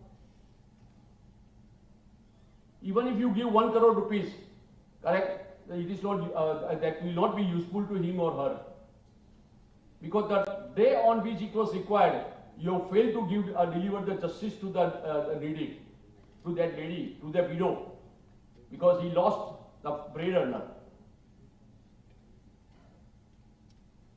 Similarly, I was shocked to know that maintenance 50,000 matters are pending. Where the lady will go without maintenance? 3 matters are pending, 25,000. I am not blaming anything, but I am just telling that now a day has come to introspect and think over what is to be done. You will be discussing docket management and other things, but you have to consider it very seriously now. Where are we lacking? Despite all these things, despite all these perks, despite all this, great salary. In earlier days, Justice Thakkar is here. What was the salary of the High Court judge? What was the salary of the district judiciary? And today, what are you getting? Today, what I am getting? I must deliver. I must give back to the society.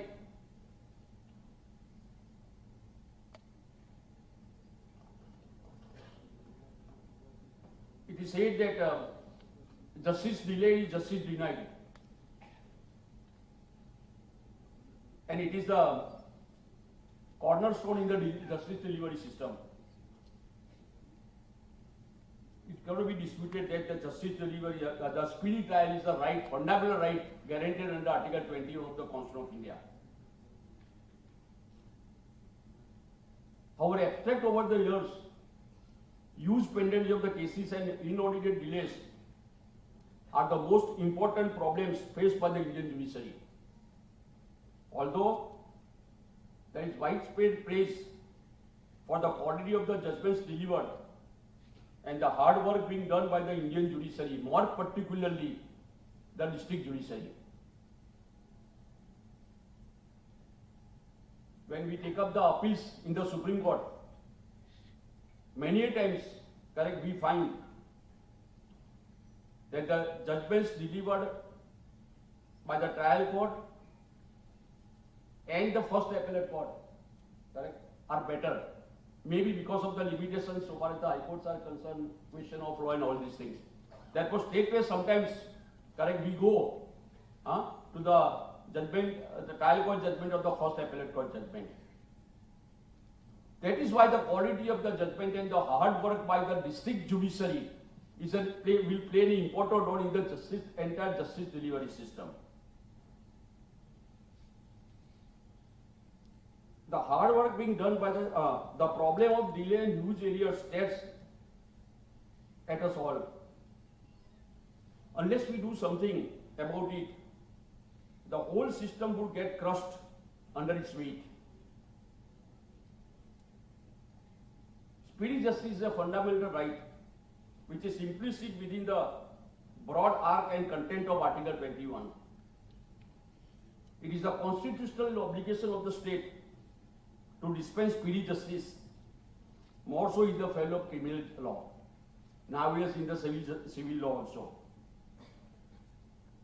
Judiciary being the ultimate protector of the human rights and final resort for dispensation of justice, the citizens of India look up to this institution with great respect and eternal hope.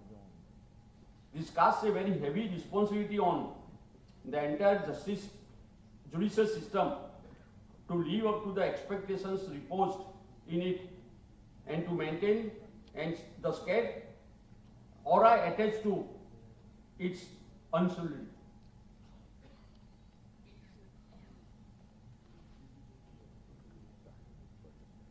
I will give you some today, some advice to all of you. While you perform in the courts, you follow 3P. Prepare,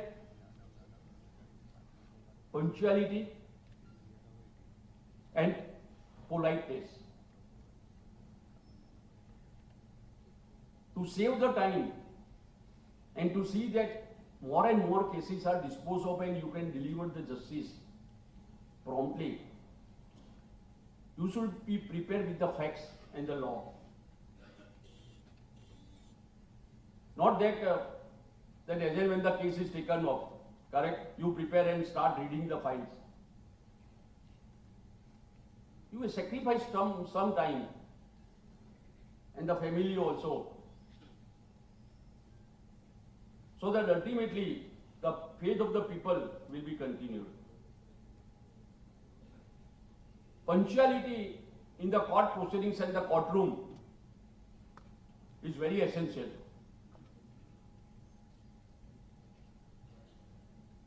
Be on the dais during the working hours.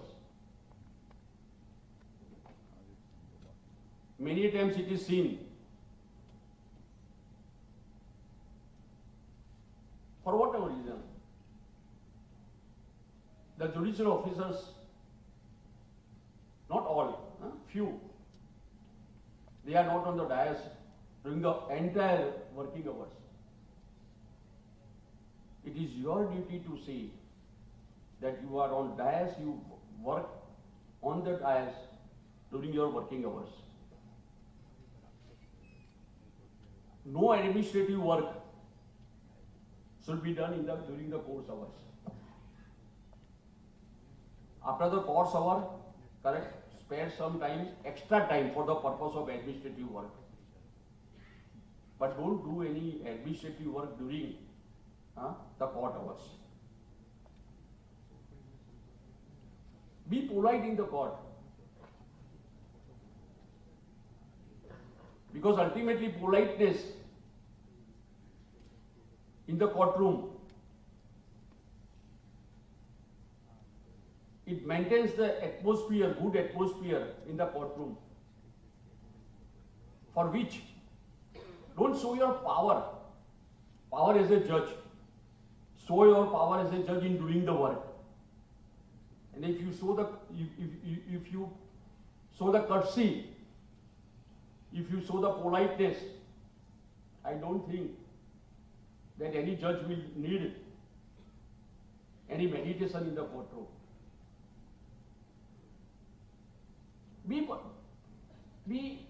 Have some humor in the courtroom also.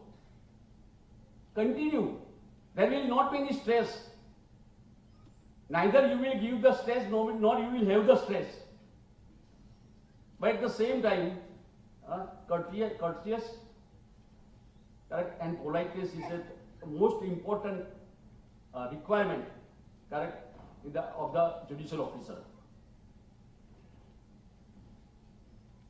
Do not become goody-goody in giving unnecessary adjournment and asking unnecessary adjournment. Be a court of no adjournment court. But unfortunately what is happening, correct, everybody is afraid of that certificate, that because you don't give the adjournment, unnecessary adjournment, correct, You are accused, you are afraid that some letters will be returned. Somebody will say, no, he says, he or she is a very strict court. Don't bother about such certificates. You have to do the work as per your conscience and one goal in your mind. You are not here to please those persons, you are here to please the common man, correct, and do justice to the common man. That is the need so far as the judicial officers are concerned.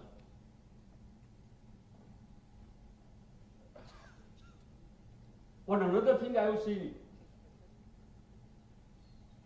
which sorry I have to say so, please do not go on leave. Unnecessary leave. I will not name, but Chief Justice, I will tell you. Recently, I met one district judge, correct? He was on 15 days working leave for the marriage of his daughter. Are we here and you are talking about that I will complete the delay and arrears and I will dispose of the matters? You should have a commitment to do the duty, social duty. I am not boasting, but I am telling you, with proud I am telling you, in my 14 years or 15 years as judge, as a career as a judge, sir, I have not enjoyed more than 10 to 15 days leave. Even there was a marriage in my nephew. Sir, I went to the court, correct, and in the second session I took the leave. So I recollect an incident of Justice J.C. Saab when he is in Bombay. At that time his son was to go to America. He was late by only 1 hour, correct, in the courtroom. He went to say goodbye to his son. He came to the court, correct, and sat in the courtroom. I may give you a recent example of Justice Lalit. He was to go to Jaipur to attend the conference. 1 o'clock he was to leave. So he sat in the court in the 9:30 in the morning to compensate those hours which he will be missing of that day. This is the commitment, and I expect that all my judicial officers should have this commitment. I have seen many judicial officers are going on leave on the ground that his leave is likely to be lapsed. In December, I have seen my 6 days leave, correct, is likely to, it is likely to lapse. Dear friends, I am telling you, you are classed by yourselves. Out of 135 crores, God has selected you to become the judicial officer. If you don't perform your duty, then you will be committing breach of trust to the God. Are you a government servant that you think of lapsing of the leave? Believe me, I was not even aware. Even today also I am not aware that how many ELs, CLs we are entitled to. I am entitled to. Why should you worry about CLs and ELs? What is the difference between a judicial officer, a separate class, correct, and a government servant? I have seen the persons going on LTC despite the Supreme Court circular, correct, on the working days. Sir, don't do it. Please, for the sake of people, please don't do it. It's a earnest request from a elder brother. What is required in the judicial judicial officer is commitment to do justice.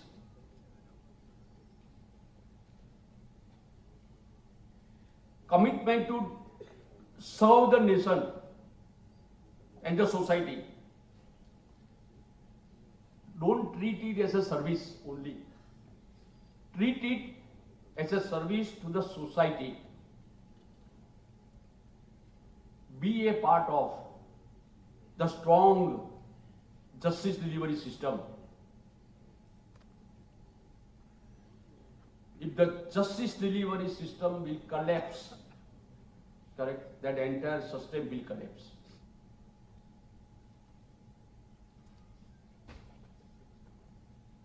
Please try to understand and appreciate the position which you are occupying. I am always saying to the judicial officers in my lecture that out of 135 crores population, how many judges are there? Number of judges? 0.0000%. Out of which you are selected. God selects you to do justice. That, okay, correct, he is a person. Let him be the judicial officer. Let him be the High Court judge. Let him be the Supreme Court judge. So that, correct, he will do something for the society and the common man. Sir, so many persons have said, Ms. Pinto has said, Justice Belaben has said, everybody was telling that I delivered 20 judgments and pronounced 20 judgments, correct, on a single day. And that too after my recovery. Sir, I have not committed anything extra. I don't deserve any compliments also. Whatever I have done as a part of my duty. As a member of the justice delivery system. And as rightly said by Chief Justice, you can also do it. You have to only think it. I can do it.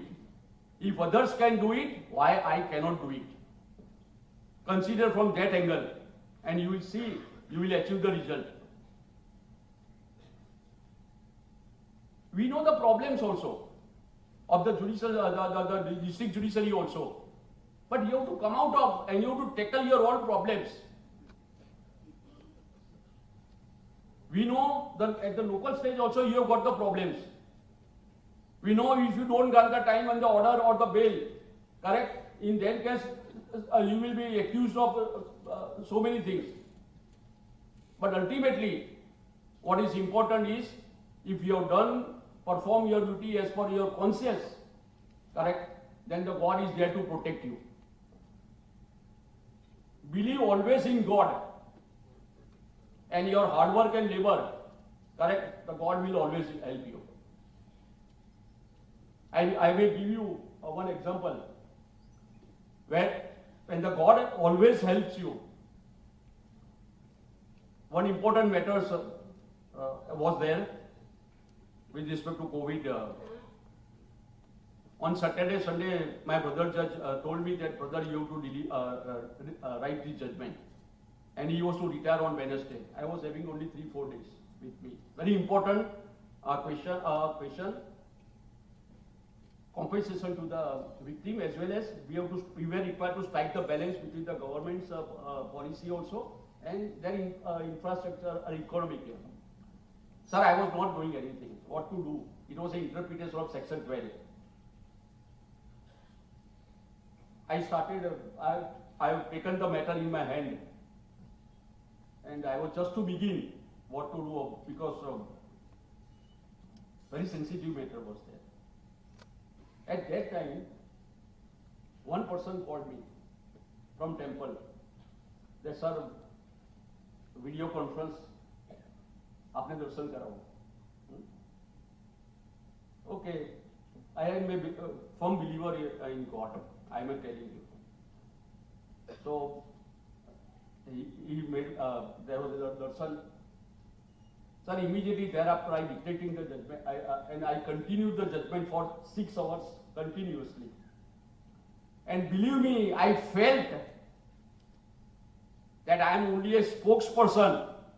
Correct? It is the dictation is given by the God. correct, and the judgment was delivered after 6-7 years. Why I am telling you, if you have a commitment to do justice, correct, then don't worry about other things. God will always God will give you the thoughts. God will give you the intelligence. God will give you everything. But at the same time, correct, you should have the commitment to do.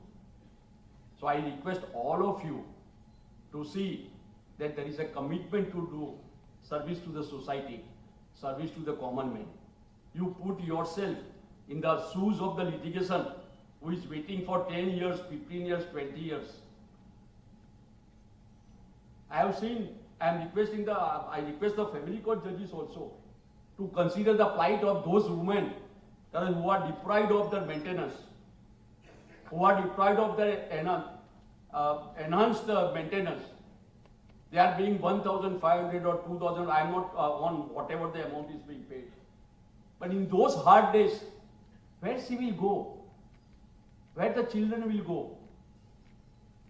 She will have to manage for herself, for children, for study, education, etc. Similarly, some other litigations are also there which require correct immediate attention. So have a docket management, plan it, which we will be discussing today in the conference. Unless there is a proper management, correct? What you should do is this: you identify those cases, correct, which can be easily disposed of, petty cases, small 6 points or so. Implement the principle of plea bargaining. Encourage them so far as the plea bargaining is concerned. Whenever the fine can be imposed, impose the fine and see to it, correct, those cases are disposed of, that ultimately, correct, it may help in disposing of the very important cases. But for that purpose, you have to do the homework. Unless you do the homework and have a classification, correct, you will not achieve the result. Merely having the board, correct, and whatever the board is there, you decide the matters without doing any homework, it will not help. You will still be there. To clear the areas, the outflow must be more than the inflow. So you have to consider what is your outflow, what is your inflow, and thereafter you have to plan accordingly. Today you will be discussing on a very important other aspect on alternative dispute resolution system, which is always remain in my heart. It may be arbitration, mediation, lok adalats, etc. It is an alternative because of the fact it is not only alternative, but it is the appropriate resolution dispute system, which ultimately help in disposing, arriving the settlement between the parties. I firmly believe in mediation, but still mediation has not taken place, correct, to the extent it should have been. Still, everybody is trying, and I am sure that now the leader of the Gujarat State Legal Services Authority will take care of everything and see to it that the alternatives dispute resolution system, correct, there will be a great progress in that. I am sure under the able guidance and leadership of Chief Justice Sonia Ben will be able to do everything. And I am telling her, and first step is that we will be having the first batch of ladies mediators in the city civil court, and which will be giving the training between 2nd to 6th August. You also, judicial officers, correct? The difficulty is that many of the judicial officers are not referring the matters to the mediation. It should be an increased mediation.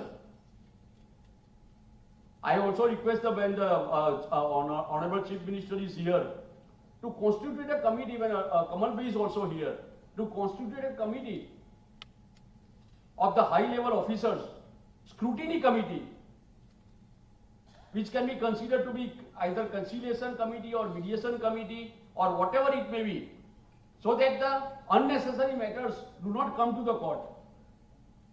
70% of the litigant is the state government, and many times we have seen either it is covered, correct, or correct, it can be resolved, still, correct, because nobody wants to take a decision or burden upon itself, correct, the cases are filed.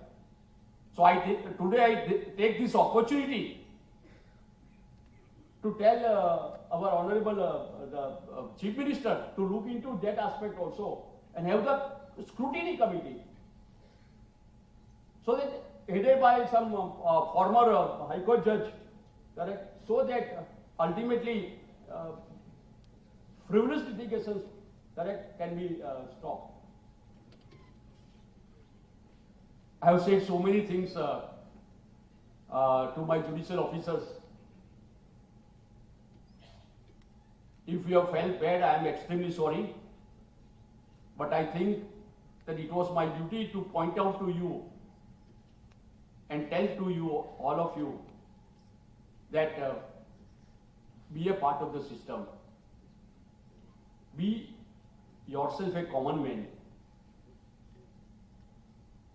I have taken this opportunity because this is the first of its kind today's conference, where more than 900 judicial officers are participating. The credit goes to the chairman or the president of the association, correct, and the Honorable the Chief Justice. Otherwise, I would not have got this opportunity to address this 900 and more judicial officers. One another thing which I want to emphasize, and I am so happy to know that 1/4 of my judicial officers are lady judicial officers. Credit goes to the Gujarat High Court that we are having 1/4 judicial officer, women judicial officers. Why I am so happy? Don't misunderstand the male judicial officers. Huh? But this is my experience, that the female judicial officers are more committed and punctual and hardworking. This is my experience. But unfortunately, I have also seen that so far as the higher district judiciary is concerned, correct, where there are very less number of lady judicial officers. Sir, out of I will give you.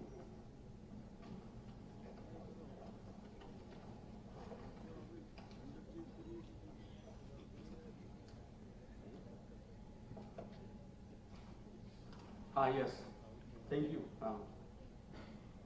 Out of 222 district judges, only 50 are the female judicial officers. Out of 369 senior civil judges, 74 are the female judicial officers. But at the same time, out of 347 civil judges, 104 female judicial officers are there. Maybe because of, in the recent years, the female have thought it fit to join the judiciary. You may compete, correct, in the ADJ and IBs, all the female and not only female, other judicial officers also, correct, to be selected direct as a direct recruit and be a part of the system. You will be having today the benefit of experience of Justice C.K. Thakkar. I will always like to hear him because he was my guru. Today also he is my guru, and I always pranam him. Similarly, you will have a benefit of Justice Mohit Shah. Sir, I may tell you, so far as the Justice Mohit Shah is concerned, a very kind-hearted judge, and always trying to find out a way rather than deciding and disposing of the matter, one way or the other. We will just think of deciding the matter. We will just start thinking, resolving the matter. This is the quality, correct? And we are having today, correct, with us, Justice Mohit Shah. I am thankful to both of them for giving, for their valuable services which they rendered today. And I request both of them to continue, guide us and assist us. With this, I have taken much time. Don't take it advisory. Again, repetitively I am saying, correct? But today's conference will ultimately, correct, assist you in ultimate achieving the goal. 10 times I will say, 100 times I will say, our goal is, correct, to do justice to the common man, who are waiting. Our goal is to strengthen the justice delivery system. Thank you very much for giving me this opportunity. I am thankful to the Honorable the Chief Justice Arvind Kumar, Justice Sonia Gokani, Justice Ajay Desai, Ms. Pinto for giving me this opportunity to share my some views, maybe views or advice, whatever you call, before you. Thank you very much. Jai Hind, Jai Jai Garvi Gujarat. We are grateful to my Lord. We will surely put in practice the mantra of 3 Ps. धर्म ना हिंदू बौद्ध है, धर्म ना मुस्लिम जैन, धर्म चित्त की शुद्धता, धर्म शांति सुख चैन. If we try to live in harmony and focus our efforts to improve not only our condition but also of those around us, a beautiful future would automatically emerge. આવું જ ધર્મવાન અને નિષ્ઠાવાન વ્યક્તિત્વ એટલે આપણા રાજ્યના માનનીય મુખ્યમંત્રી શ્રી ભૂપેન્દ્રભાઈ પટેલ સાહેબ આપણી વચ્ચે ઉપસ્થિત છે. આપ સાહેબને વિનંતી કે પ્રાસંગિક પ્રવચન પ્રસ્તુત કરો.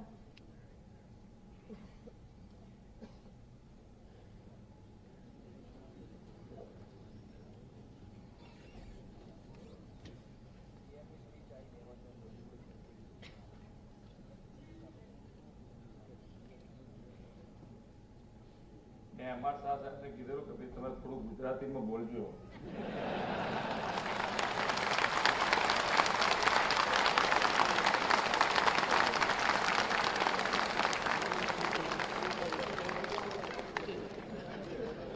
સાહેબ કહે છે હવે ટેવ જ પડી ગઈ છે એટલે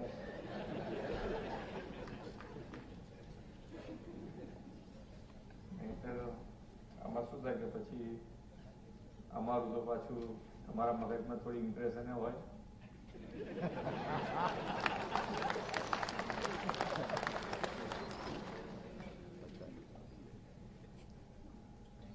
પણ અમે તમારામાંથી શીખીને બેસ્ટ કરવાનો પ્રયત્ન કરીશું.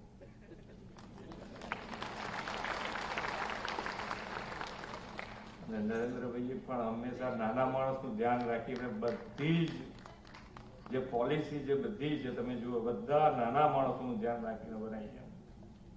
એટલે નાના માણસ ઉપરનો જે ભાર સાહેબે મૂક્યો એ ખૂબ જરૂરી છે. ઘણી વખત આપણને તમને તો મારા કરતા કદાચ વધારે અનુભવ છે પણ આપણને એમ લાગે કે ભાઈ ખરેખર માણસ જાય ક્યાં, સાચો હોય તો એ ઘણી વખત તકલીફમાં મુકાઈ જાય. એવા સંજોગોમાં આમ ફર કરવાનું થતું હોય. એવું ના થાય એના માટેનો આપણા સૌનો સહિયારો પ્રયાસ રહેશે એટલું હું કહી શકું. પણ આજે ગુજરાત સ્ટેટ જ્યુડિશરી ઓફિસર્સ એસોસિએશનની પ્રથમ કોન્ફરન્સમાં મારી સાથે મંચ ઉપર ઉપસ્થિત સુપ્રીમ કોર્ટના જજ તથા એમસીપીસીના સભ્ય જસ્ટિસ શ્રી એમ.આર. શાહ સાહેબ, વર્ચ્યુઅલ માધ્યમથી જોડાયેલા સુપ્રીમ કોર્ટના જસ્ટિસ बेलाबेन त्रिवेदी तथा जस्टिस श्री जे.बी. पार्डीवाला, मंच पर उपस्थित राज्य हाईकोर्ट मुख्य न्यायाधीश श्री अरविंद कुमार जी, हाईकोर्ट जज Shri सोनियाबेन कुकाणी, Shri AJ. Desai, Gujarat advocate general Shri कमलभाई Trivedi, Gujarat ज्युडिशियली सर्विसना प्रमुख श्री एस.वी. पिंटो, न्यायपालिका साथे जोड़ाયેલા न्यायाधीश्रीओ, कायदाविदो, वकील मित्रों और प्रेस मीडिया मित्रों, सौने मारा नमस्कार। न्याय प्रणाली और न्यायपालिका में चर्चा और मंथन चिंतन सतत ज अवकाश रहेलो छे। समय अनुकूल बदलावो वर्तमान प्रवाहो साथे सुसंगत और अपडेट रहવું એ આપ સૌ માટે અનિવાર્ય અને આવશ્યક બાબત છે। રાજ્યની ન્યાય પ્રણાલીને વધુ સક્ષમ બનાવી નવા પડકારો માટે સુસજ્જ કરવાની દિશામાં એક મહત્વપૂર્ણ અભિગમ આજની કોન્ફરન્સમાં સાકાર થવાનો છે। ગુજરાત સ્ટેટ જ્યુડિશિયરી ઓફિસર્સ એસોસિએશને આવી પ્રથમ કોન્ફરન્સ યોજવા માટે ખૂબ ખૂબ અભિનંદન પાઠવું છું। આ એક કોન્ફરન્સમાં अलग अलग विषय અને વિષય નિષ્ણાતો ખૂબ જ યોગ્ય રીતે સિલેક્ટ કરવામાં આવ્યા છે। સાયબર ક્રાઇમ અને ફોરેન્સિકનો રોલ, ડિસ્પ્યુટ માટે વૈકલ્પિક વ્યવસ્થા, સજા માટેની પોલિસી, ન્યાય પ્રણાલીને વધુ એફિશિયન્ટ બનાવવા જેવી વિષયો જ્યુડિશિયલ સિસ્ટમ માટે તથા ન્યાયની વ્યવસ્થા વધુ સુદૃઢ બને તે માટે ઉપયોગી બની રહેશે તેવો મને પાકો વિશ્વાસ છે। આજે ડિજિટલ ટેકનોલોજીના ઝડપથી વિકાસ થઈ રહ્યો છે ત્યારે તેને આનુષંગિક ગુનાઓ પણ વધી રહ્યા છે। ડિજિટલ ઇન્વેસ્ટિગેશન અને તેના પુરાવાનું કોર્ટ કેસમાં અર્થઘટન અને મૂલ્યાંકન સારી રીતે થાય તે બાબત ઝડપી ટ્રાયલ અને સમાજ પર ખરાબ અસર ના પડે તે માટે ખૂબ જરૂરી છે। તે અંગે આ કોન્ફરન્સમાં ચર્ચા થવાની છે। લોકશાહીમાં ગુડ ગવર્નન્સ અને રૂલ્સ ઓફ લો માટે લેજિસ્લેચર, એક્ઝિક્યુટિવ, જ્યુડિશિયરીને એકબીજા પૂરક બનીને અને સ્વતંત્ર રીતે જો કામ કરે તો દરેકને ન્યાય અને તેની પ્રક્રિયાનો લાભ ચોક્કસપણે મળે। ન્યાયની અદાલતો એ રૂલ ઓફ લોના ગાર્ડિયન તરીકે ફરજ બજાવે છે અને લોકોમાં ન્યાયતંત્ર પ્રત્યેની જે શ્રદ્ધા છે તે ટકી રહે અને તેમાં વધારો થાય તે કામ ન્યાયિક અધિકારીશ્રીઓનું છે। એ દિશામાં આજની આ conference right job at right time છે એમ હું સમજુ છું। ગુજરાત આજે દેશનું ગ્રોથ એન્જિન ગણાય છે। વડાપ્રધાન શ્રી નરેન્દ્રભાઈ મોદીના નેતૃત્વમાં ગુજરાતે ગત 20 વર્ષમાં દરેક ક્ષેત્રમાં વિકાસની કેડી કંડારી છે। ડેવલપમેન્ટનું રોલ મોડેલ બન્યું છે। આની પાછળ મુખ્ય કારણ રાજ્યમાં ગુડ ગવર્નન્સ એટલે કે ઝડપી, વ્યાજબી નિર્ણય, સારામાં સારી પબ્લિક બિઝનેસ સર્વિસીસ તેમજ બિઝનેસ એન્વાયરમેન્ટ હોવાના કારણે ઔદ્યોગિક ક્ષેત્રમાં વિશ્વમાંથી અને અન્ય રાજ્યોમાંથી તમામ ક્ષેત્રમાં વધુમાં વધુ રોકાણ થાય છે। સાથોસાથ સક્ષમ ન્યાય પ્રણાલીનો પણ રાજ્યમાં શાંતિ અને સલામતી સુનિશ્ચિત કરવામાં મહત્વનો ફાળો રહ્યો છે। રાજ્ય સરકારે પણ કાયદા વિભાગ અને ન્યાયતંત્રને હંમેશા પ્રાથમિકતા આપી છે। ન્યાયતંત્રની તમામ માંગણીઓ ધ્યાનમાં રાખીને સર્વસમાવિષ્ટ બજેટ ફાળવણી કરવામાં આવે છે। 2003માં જે બજેટ 140.19 કરોડનું હતું તે ચાલુ નાણાકીય વર્ષમાં રૂપિયા 1,740 કરોડ રકમની જોગવાઈ કરવામાં આવી છે। આપણે સૌએ કોરોના મહામારીનો કપરો સમય જોયો છે। આપણે કોરોના મહામારીનો પણ વડાપ્રધાન શ્રી નરેન્દ્રભાઈના નેતૃત્વમાં સફળતાપૂર્વક સામનો કર્યો છે। 200 કરોડ વેક્સિનેશન ડોઝની સિદ્ધિ અને કોઈ ભૂખ્યું ન સૂવે તેવી પ્રધાનમંત્રી ગરીબ કલ્યાણ અન્ન યોજનાથી દુનિયાને કોવિડ મેનેજમેન્ટનું એક સક્ષમ ઉદાહરણ ભારતે વડાપ્રધાન શ્રી નરેન્દ્રભાઈના માર્ગદર્શનમાં પૂરું પાડ્યું છે। કોરોનાના કપરા કાળમાં પણ લોકોને ન્યાય આપવાનું સરાહનીય કાર્ય ન્યાયપાલિકા દ્વારા કરવામાં આવ્યું હતું। તમામ ન્યાયાધીશો દ્વારા કોવિડના કપરા સમયમાં પણ પ્રશંસનીય કામગીરી કરવા બદલ ન્યાયાધીશોને ખૂબ ખૂબ અભિનંદન પાઠવું છું। વર્ચ્યુઅલ માધ્યમ, વિડીયો કોન્ફરન્સિંગ, ન્યાયપાલિકાની કામગીરી કોરોના કપરા કાળમાં પણ યથાવત રાખીને આપણી ન્યાયપાલિકાનું ગૌરવ સન્માન પણ આપ સૌએ કર્યું છે.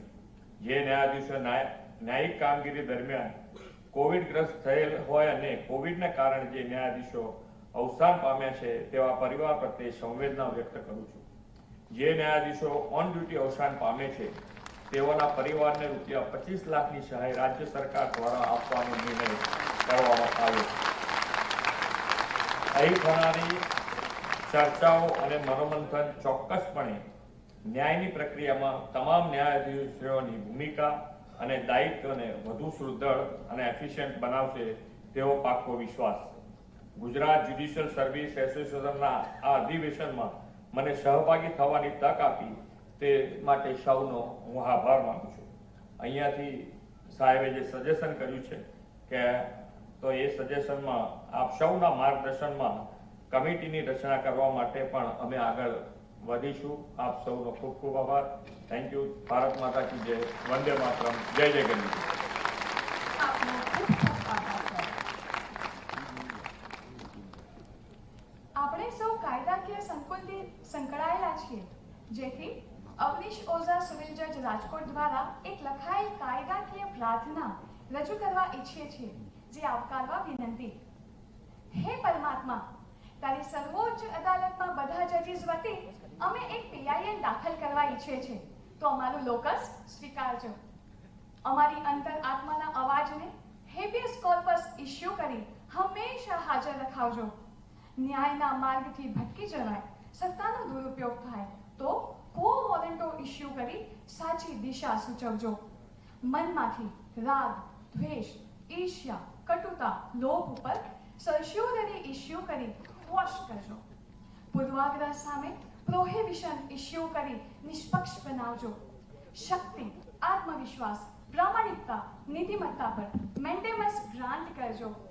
તમે સોંપેલા કોન્ટ્રાક્ટની અગર કોઈ શરત ભંગ થાય તો સ્પેસિફિક પરફોર્મન્સ કરાવજો. અંતિમ શ્વાસ વખતે જજમેન્ટ આપો ત્યારે કોઈ જાણે અજાણીએ ભૂલ થઈ હોય તો પ્રોબેશનનો લાભ આપી મુક્ત કરજો. અંતે તમામ દાદ મંજૂર કરી સર્વેનું કલ્યાણ કરજો.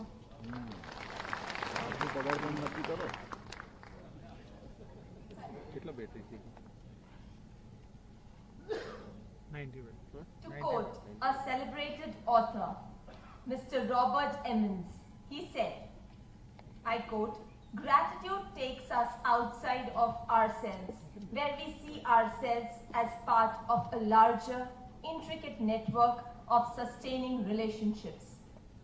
Unquote.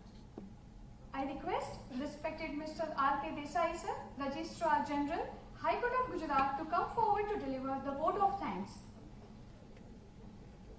Very good morning, everyone.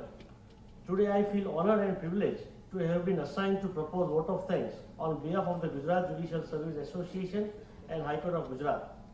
This is the first judicial conference of Gujarat Judicial Service Association, and I say with command that the conferences begin on the most promising and positive atmosphere. The zeal and enthusiasm shown by all the judicial officers clearly show that the idea of Honorable the Chief Justice, Mr. Justice Arvind Kumar, of organizing conference of all judicial officers of the state with active participation has been succeeded. I take this opportunity to express deepest gratitude on my behalf and on behalf of the association to the enterprising, compassionate and popular Honorable Chief Minister, Sri Bhupendrabhai Patel, for sparing his valuable time and inspiring all the officers with his esteemed presence. The approach of Honorable the Chief Minister and the government of Gujarat has always been very cooperative in all the activities and ventures proposed by High Court of Gujarat. I, on behalf of the High Court, express my deepest gratitude to Honorable Chief Minister. Thank you very much, sir. This event would not have become possible but for the greatest moral support and inspiration of Honorable Mr. Justice M.R. Shah, Judge Supreme Court of India, who always has extended his tireless support in any activity associated with justice delivery system. My Lord, we are beholden to your great cooperation. The esteemed presence of Honorable Lordship has been the biggest inspiration to all the judges of the state of Gujarat. On behalf of the association and all the judges of the state, I express my heartfelt gratitude. Thank you, my lord, for gracing the conference. I also express my heartfelt gratitude to Ladyship Honorable Miss Justice Belaben M. Trivedi, Judge Supreme Court of India, for sparing her ladyship valuable time and experience for this event. The esteemed presence of Honorable Ladyship has been the biggest inspiration to all the judges of the state of Gujarat. Thank you, Ladyship. I also express my sincere gratitude to my Lord Honorable Mr. Justice J.B. Pardiwala, Judge Supreme Court of India, for enlightening us by his inspirational and motivational address to the gathering. The esteemed presence of the Honorable Lordship has been the biggest inspiration to all the judges of the state of Gujarat. Thank you, my Lord. I also express my deepest gratitude to my Lord Honorable Mr. Justice Arvind Kumar, Honorable the Chief Justice High Court of Gujarat. I would say this with profound respect that today's conference has seen the light of the day because of my Lord's visionary approach towards the institutional development. It was only my Lord who proposed to reconstitute the Association of the Judicial Officers in the state and provided necessary guidance to organize such a large-scale function, embarking the presence of all the judicial officers of the state. Even out of my Lord's hectic schedule, my Lord every day used to very meticulously monitor and guide the work of organizing this conference. I, on behalf of myself and on behalf of all the judicial officers, offer deepest gratitude to my Lord. Thank you very much, my Lord. I am also thankful to Ladyship Honorable Miss Justice Sonia Gokhani, Judge High Court of Gujarat and Executive Chairperson, Gujarat